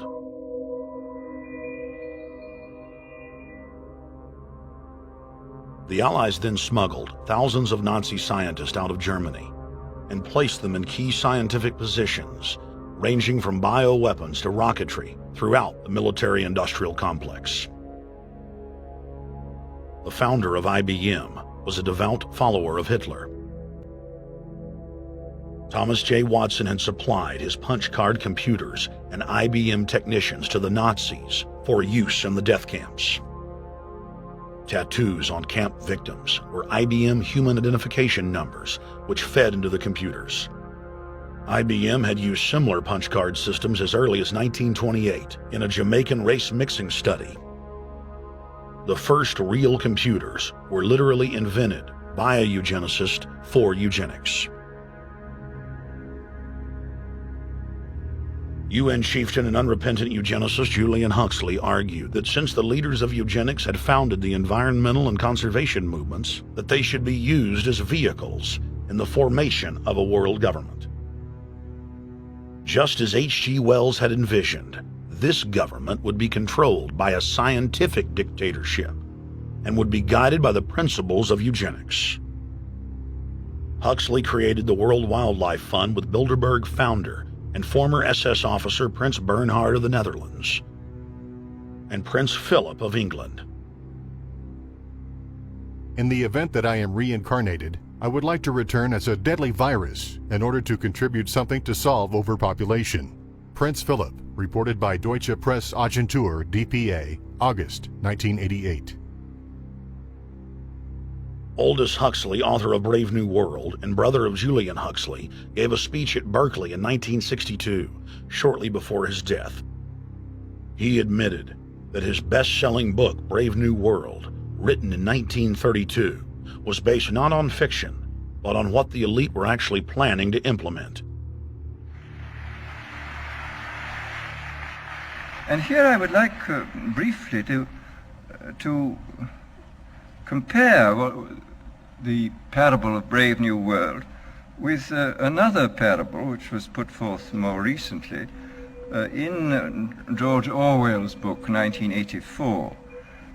I'm inclined to think that the scientific dictatorships of the future, and I think there are going to be scientific dictatorships in many parts of the world, will be probably a good deal nearer to the Brave New World pattern than to the 1984 pattern. They will be a good deal nearer, not because of any humanitarian qualms in the scientific dictators, but simply because the Brave New World pattern is probably a good deal more efficient than the other. That if you can get people to consent to the state of affairs in which they are living, the state of servitude, the state of being, well, it seems to me that the nature of the ultimate revolution with which we are now faced is precisely this, that we are in process of developing a whole series of techniques which will enable the controlling oligarchy, who have always existed and presumably always will exist, to get people actually to love their servitude. People can be made to enjoy a state of affairs which, by any decent standard, they ought not to enjoy. And these methods, I think, are a real refinement on the older methods of terror, because they combine methods of terror with methods of acceptance. But then there are various other methods which one can think of. There is, for example, the pharmacological method. This was one of the things I talked about in Brave New World. And the result would be that I mean, you can imagine a euphoric which would make people thoroughly happy even in the most abominable circumstances. I mean, these things are possible.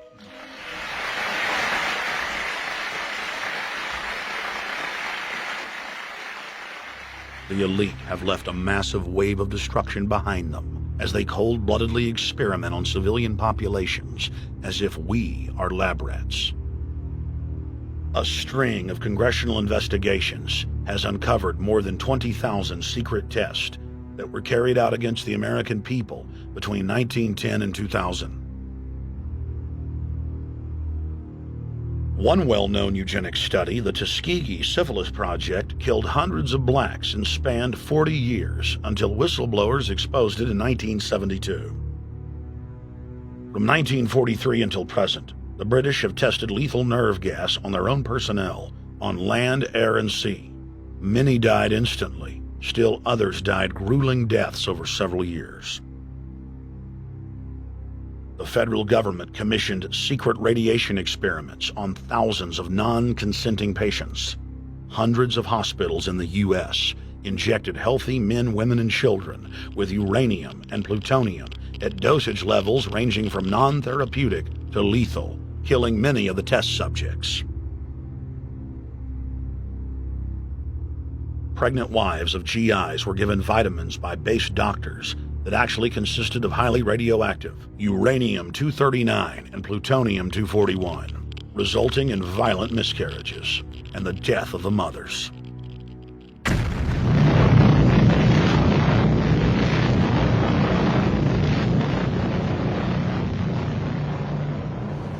Soldiers, sailors, and Marines were used as guinea pigs in hundreds of atomic and hydrogen bomb tests. Patriotic Americans were radiated side by side with lab animals.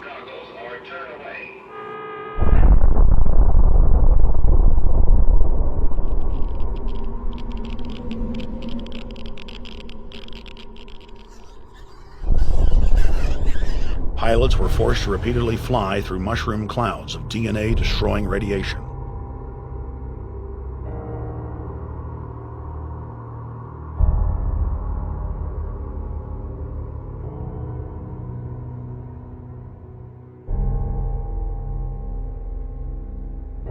From 1951 to 1961, the U.S. Army paid Israel's health ministry 3 million lira to conduct radiation testing on Sephardic children that immigrated to Israel.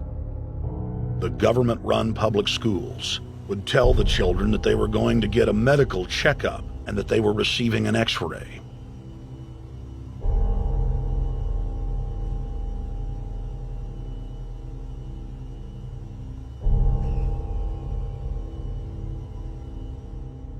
The Pentagon had already radiated more than 4,000 institutionalized children in the United States, many of which had died. More than 110,000 of the darker-skinned Jews were given 35,000 times the maximum dose of X-rays to the head repeatedly. Many of the children died within months. All of them lost their hair. Some still live today and endure excruciating health problems. The covert testing of chemical, biological, and radiological agents on unsuspecting populations continues worldwide today. From 1940 to 1979, the vast majority of the British population was sprayed by aircraft more than 2,000 times with deadly chemicals and microorganisms without ever being told. In 1968, the Pentagon tested a deadly bioweapon on New York subways and placed personnel in local hospitals to monitor the effects. Aggressive sterilization of men and women continued in many states until the mid-1980s. The United States and England are currently testing pesticides and highly toxic experimental drugs on tens of thousands of healthy foster children, many of which die as a result of the experiments. Prisons across the nation have forced inmates to participate in grisly experiments, ranging from pesticide studies to having tablets of dioxin sewn into their backs. Gradually, by selective breeding, the congenital differences between rulers and ruled will increase until they become almost different species, a revolt of the plebs would become as unthinkable as an organized insurrection of sheep against the practice of eating mutton. Bertrand Russell. H.G. Wells, Aldous Huxley, Bertrand Russell, and hundreds of other eugenicists constantly bragged about how the establishment believed themselves to be a separate, more advanced species than the common man. Top eugenicists were bold enough to admit that their real goal was not improving the heredity of the commoner, but to further dumb them down so that they could be more manageable. Nobel Prize winner Russell wrote at length about how vaccinations filled with mercury and other brain-damaging compounds would induce partial chemical lobotomies and develop a servile zombie population.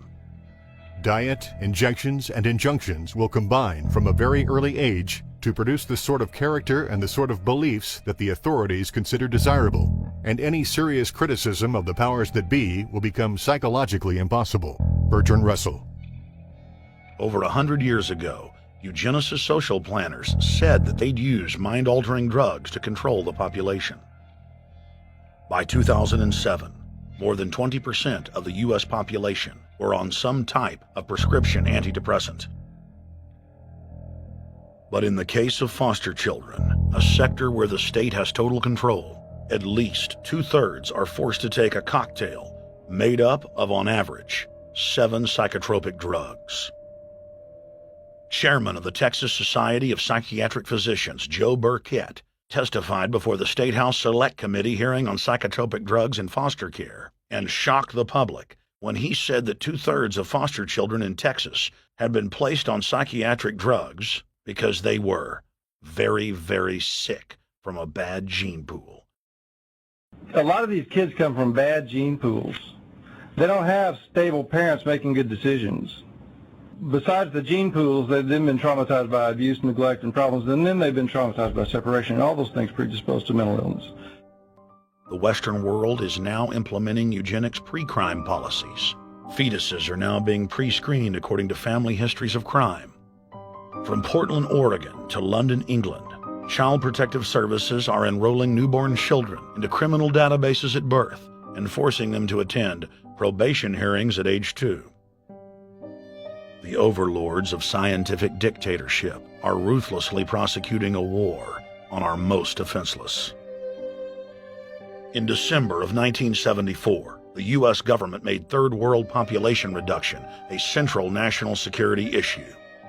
The operation plan, titled National Security Study Memorandum 200, was simply a regurgitation of the British Commission on Population created by King George VI of England in 1944, which openly stated that populous Third World nations posed a threat to the international elite's monopoly of global power.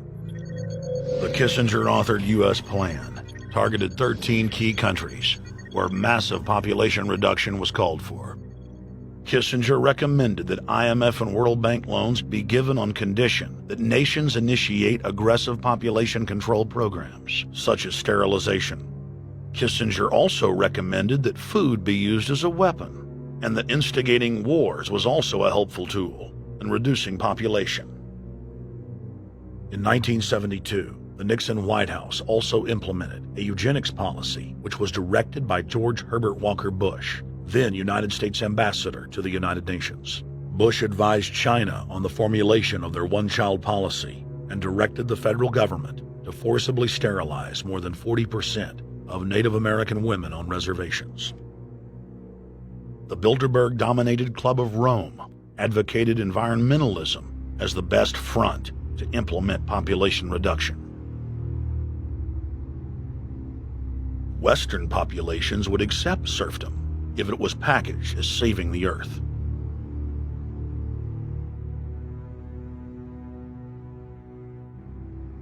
Industrialization of Africa, Asia, and Latin America could be blocked. Citizens would more willingly give up their national sovereignty if it were sold as a way to help the planet. The think tank also concocted the peak oil fraud as a way to create artificial scarcity. And the Club of Rome has been aggressively pushing a global carbon tax as a way to fund their planetary government. In the draft copy of the United Nations Global Biodiversity Assessment, it states very clearly that we must reduce the human population from its current level of about 6 billion people down to about 1 billion people. In the 1970s, South Africa developed race-specific bioweapons to target blacks and Asians, and then subsequently sold the technology to Israel in the mid-1980s. In September of 2000, the Project for a New American Century published a document in which Dick Cheney described race-specific bioweapons as politically useful tools. And somebody mentioned, well, why would they want to reduce the human population when that means less money for them? Most people have no idea. They're not after money. They have all the money they need. They're after power. That's their aphrodisiac. The overlords of the New World Order are now aggressively pushing for a worldwide one-child policy. The Chinese one-child policy was phased in gradually. In the 60s, when it began, you only had to pay a tax penalty. Only later did they imprison you if you had more than one child. Now the exact same proposals to penalize couples who have more than one child are being made in the United States, England, and Europe. In the push to reduce global warming, children, according to some, are the new culprits. A think tank in the UK says too many kids are what's making the planet worse, saying large families, anything over 2 children really, should be frowned upon as an environmental no-no, akin to not reusing your plastic bags, driving one of those big gas-guzzling cars, taking long trips overseas. The UK, in fact, has negative growth. I think Canada does too.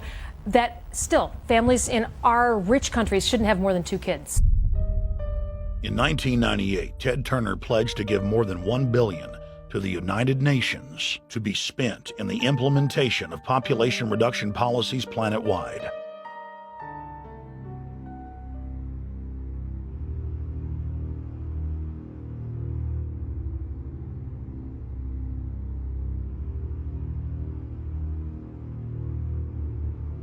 In 1999, the Bill and Melinda Gates Foundation gave $2.2 billion to Planned Parenthood, the United Nations Population Fund, and other population reduction groups. By 2007, the Gates had given more than $30 billion, almost exclusively to population control groups. The controlled corporate press cynically reported that the Gates were giving the money to help third world children. Bill and Melinda Gates were dethroned as the world's most generous philanthropists when their friend and fellow population reduction enthusiast, Warren Buffett, gave $37 billion to fund an army of population control groups. And I actually think the world will be much better when there's only 10 or 20% of us left. Dr. Eric Pianka. Prominent University of Texas biologist Dr. Eric Pianka, while receiving an award from the Texas Academy of Science, said that the worldwide AIDS pandemic was, quote, no good, it's too slow, and went on to laud the virtues of Ebola because it would kill 90% of the world population quickly. When his statements erupted into a national controversy, his graduate students defended him, stating that Pianka was too conservative and that all humans should be killed. But most frightening was the fact that in a crowd of over 1,000 prominent scientists, local newspapers reported that 95% of those in attendance gave Pianka sustained standing ovations every time he extolled the virtues of mass-culling microbes and man's destruction.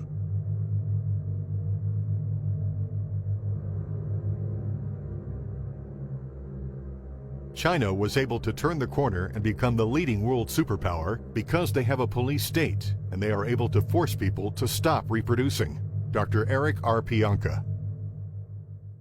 The eugenics movement has now shaken off much of its Nazi baggage and is using people's legitimate concern about the environment as a cloak to conceal their real agenda. Everyone wants to breathe clean air and have good water.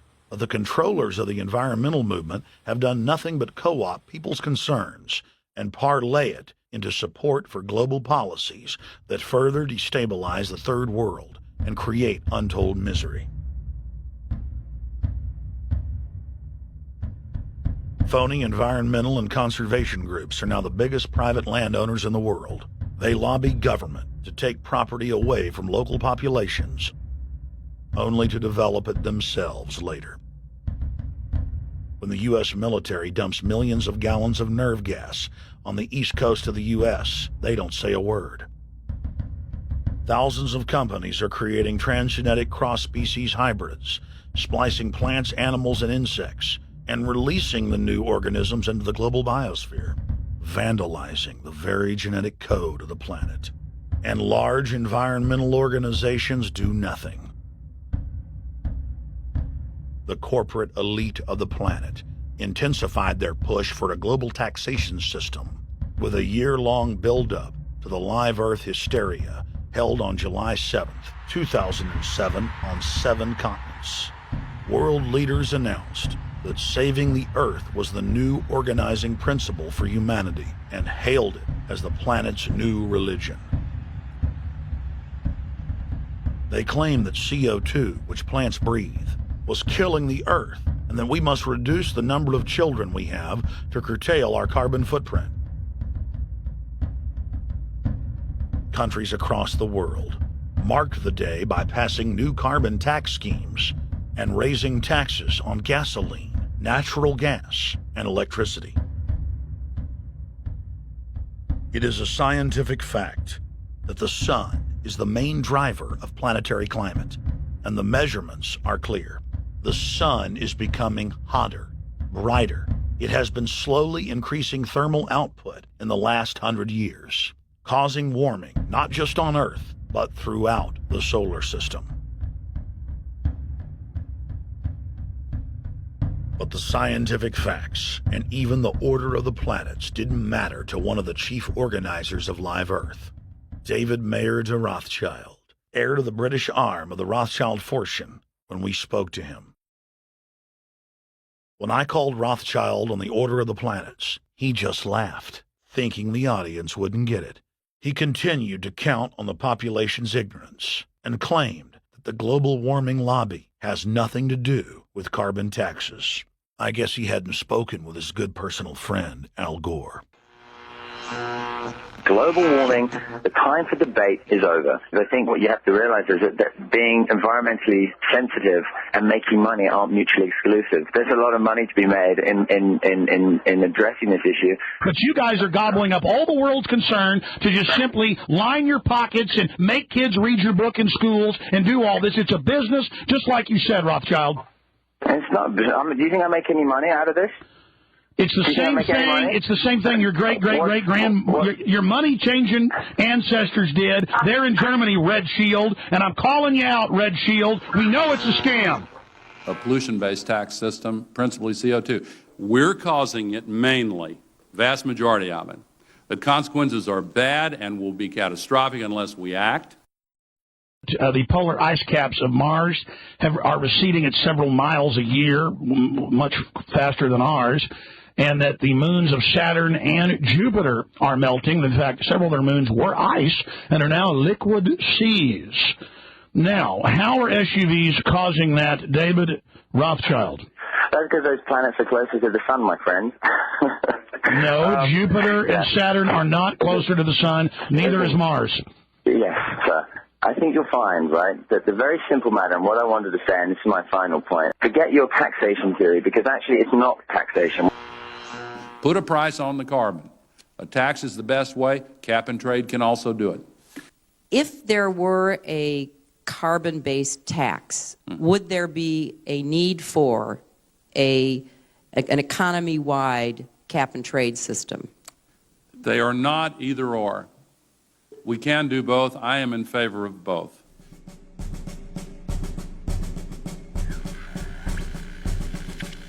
The architects of the New World Order are in a race to complete the structure of world government so they can suppress the independent development of technologies that threaten their monopoly of power, while at the same time steering new developments in the direction the architects chart for humanity. The technocrats call their governing system the final revolution because in the past, empires were enforced militarily. Now enforcement is primarily psychological and economic, and society itself is a construct of the elite who operate outside the controlled paradigm and control the civilization within, just as a child maintains the environment of a fish tank. We are like lab rats, living out our entire existence, never questioning the confines of the cage or the scientists who experiment on us. New World Order engineers have hijacked human destiny. Its controllers have closely studied human behavior for more than 100 years and are now steering us with expert control, using our primitive drives and desires as levers. They have developed their mind control systems to the point of being able to control the average unconscious person like a car.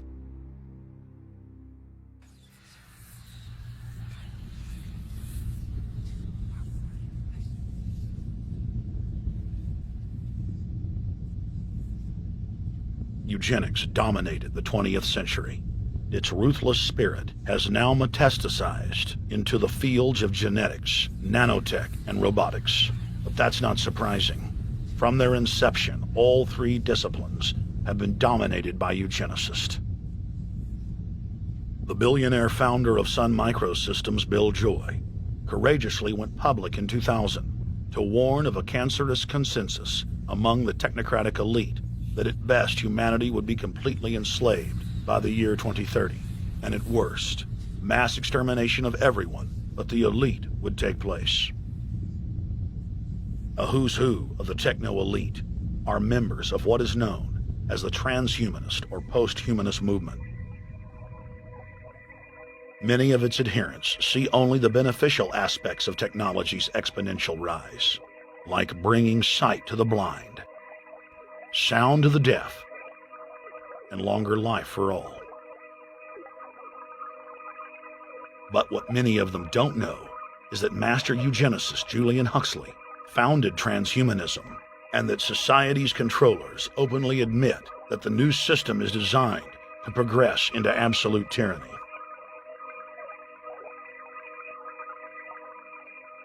Leading transhumanist Ray Kurzweil boasts that technological advancements will allow those that can afford it to live forever, but admits that most won't be able to keep up with the new master race.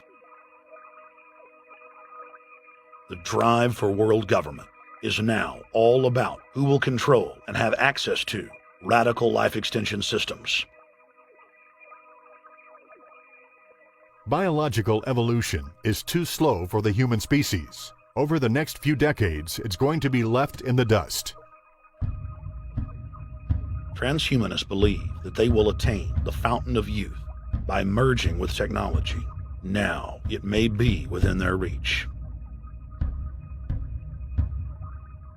Decades ago, transhumanists said that if you did not accept augmentation or enhancements, you would no longer be able to get jobs.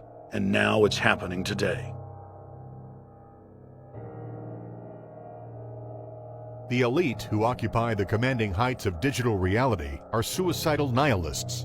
Suicidal nihilists know that there is no longer any substantive purpose to their willing, but they would always prefer to go on willing than not to act at all. They can very happily ally themselves with the notion of nuclear holocaust or perfect exterminism. Technology has become so powerful in its capacity for destruction that free humanity cannot afford to let psychopathic technocrats with delusions of grandeur repeat the mistakes of their forebears, because it is highly probable that this time they may destroy everything, including themselves in their mad rush for godhood.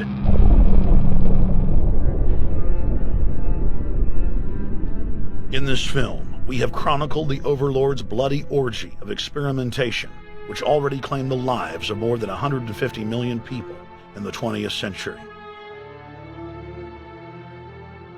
And now, they are promising to deliver an invincible tyranny that will dwarf their past exploits. In the days of World War II, there were sovereign nations and armies to stand against Hitler's final solution. Once world government is in place, no one will be able to stop the New World Order's plans for global population reduction. For those immune to psychological programming, hundreds of FEMA camps have already been built throughout the United States. In their quest for population reduction, no method is off the table.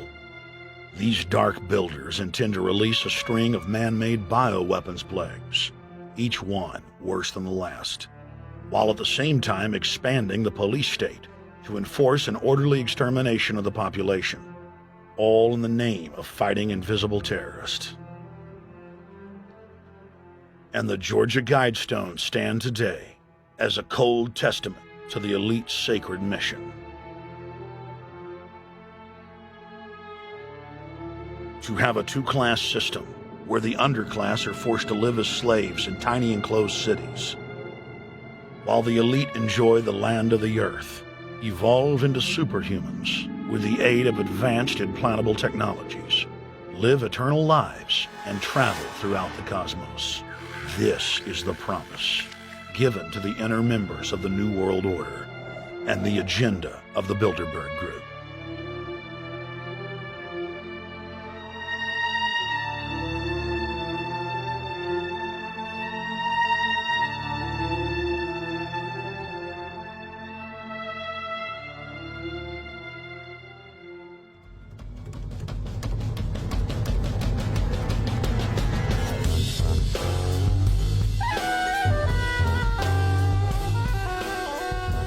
In 2007, Jim Tucker continued his 30-year quest to expose the globalist by traveling to Istanbul, Turkey, the site of Bilderberg, 2007.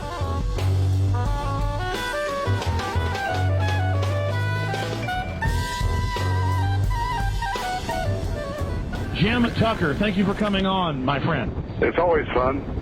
Jim, tell us what you saw today when you were out at the Ritz Hotel.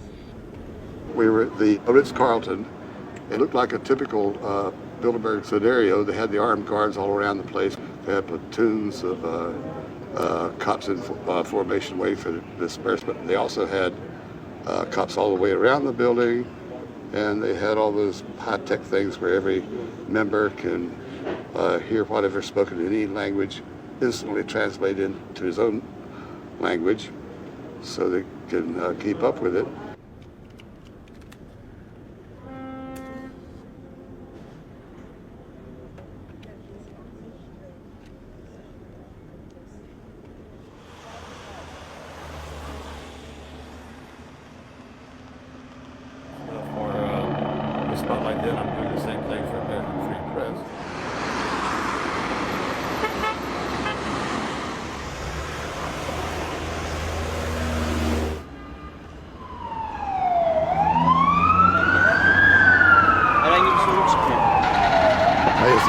Hotel open?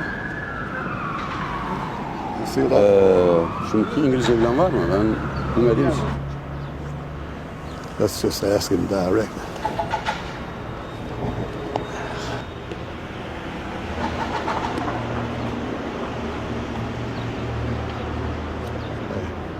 Is Bilderberg meeting here this weekend? You can look this way.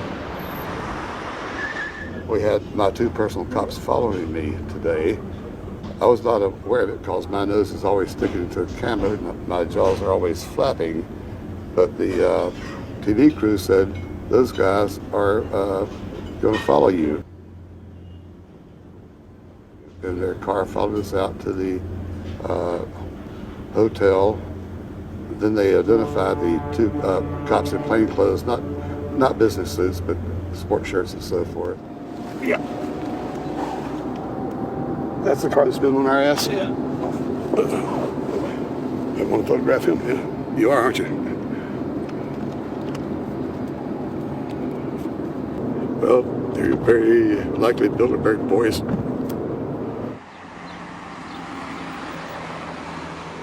John Elkin, owner of Fiat and a fellow Bilderberger, thought that they could take a stroll off the grounds without being noticed by the commoners.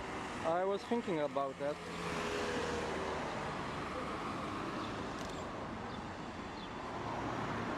This Bilderberg attendee sneered at our camera.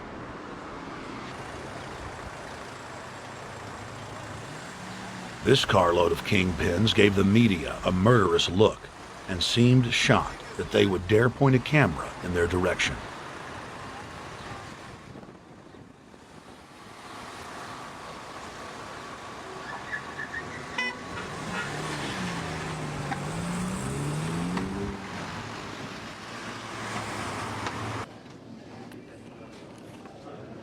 In 2007, the Bilderberg Group received the heaviest global coverage in its history.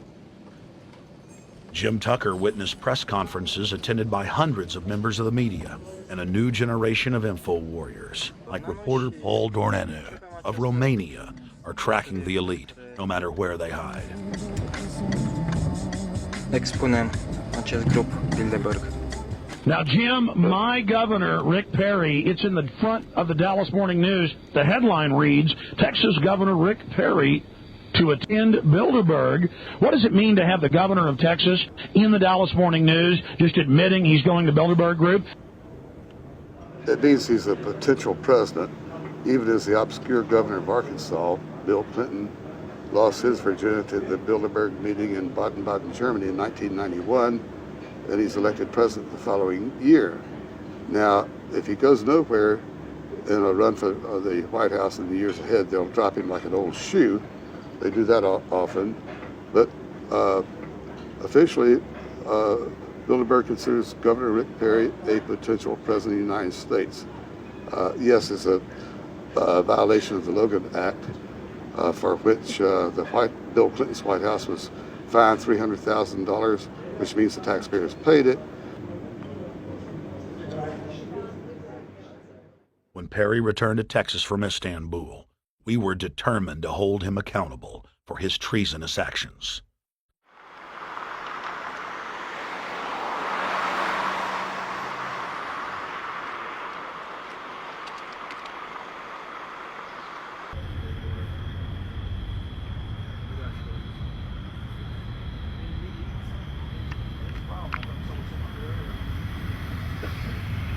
We don't want our roads, our water, our power plants, our entire infrastructure turned over to the New World Order.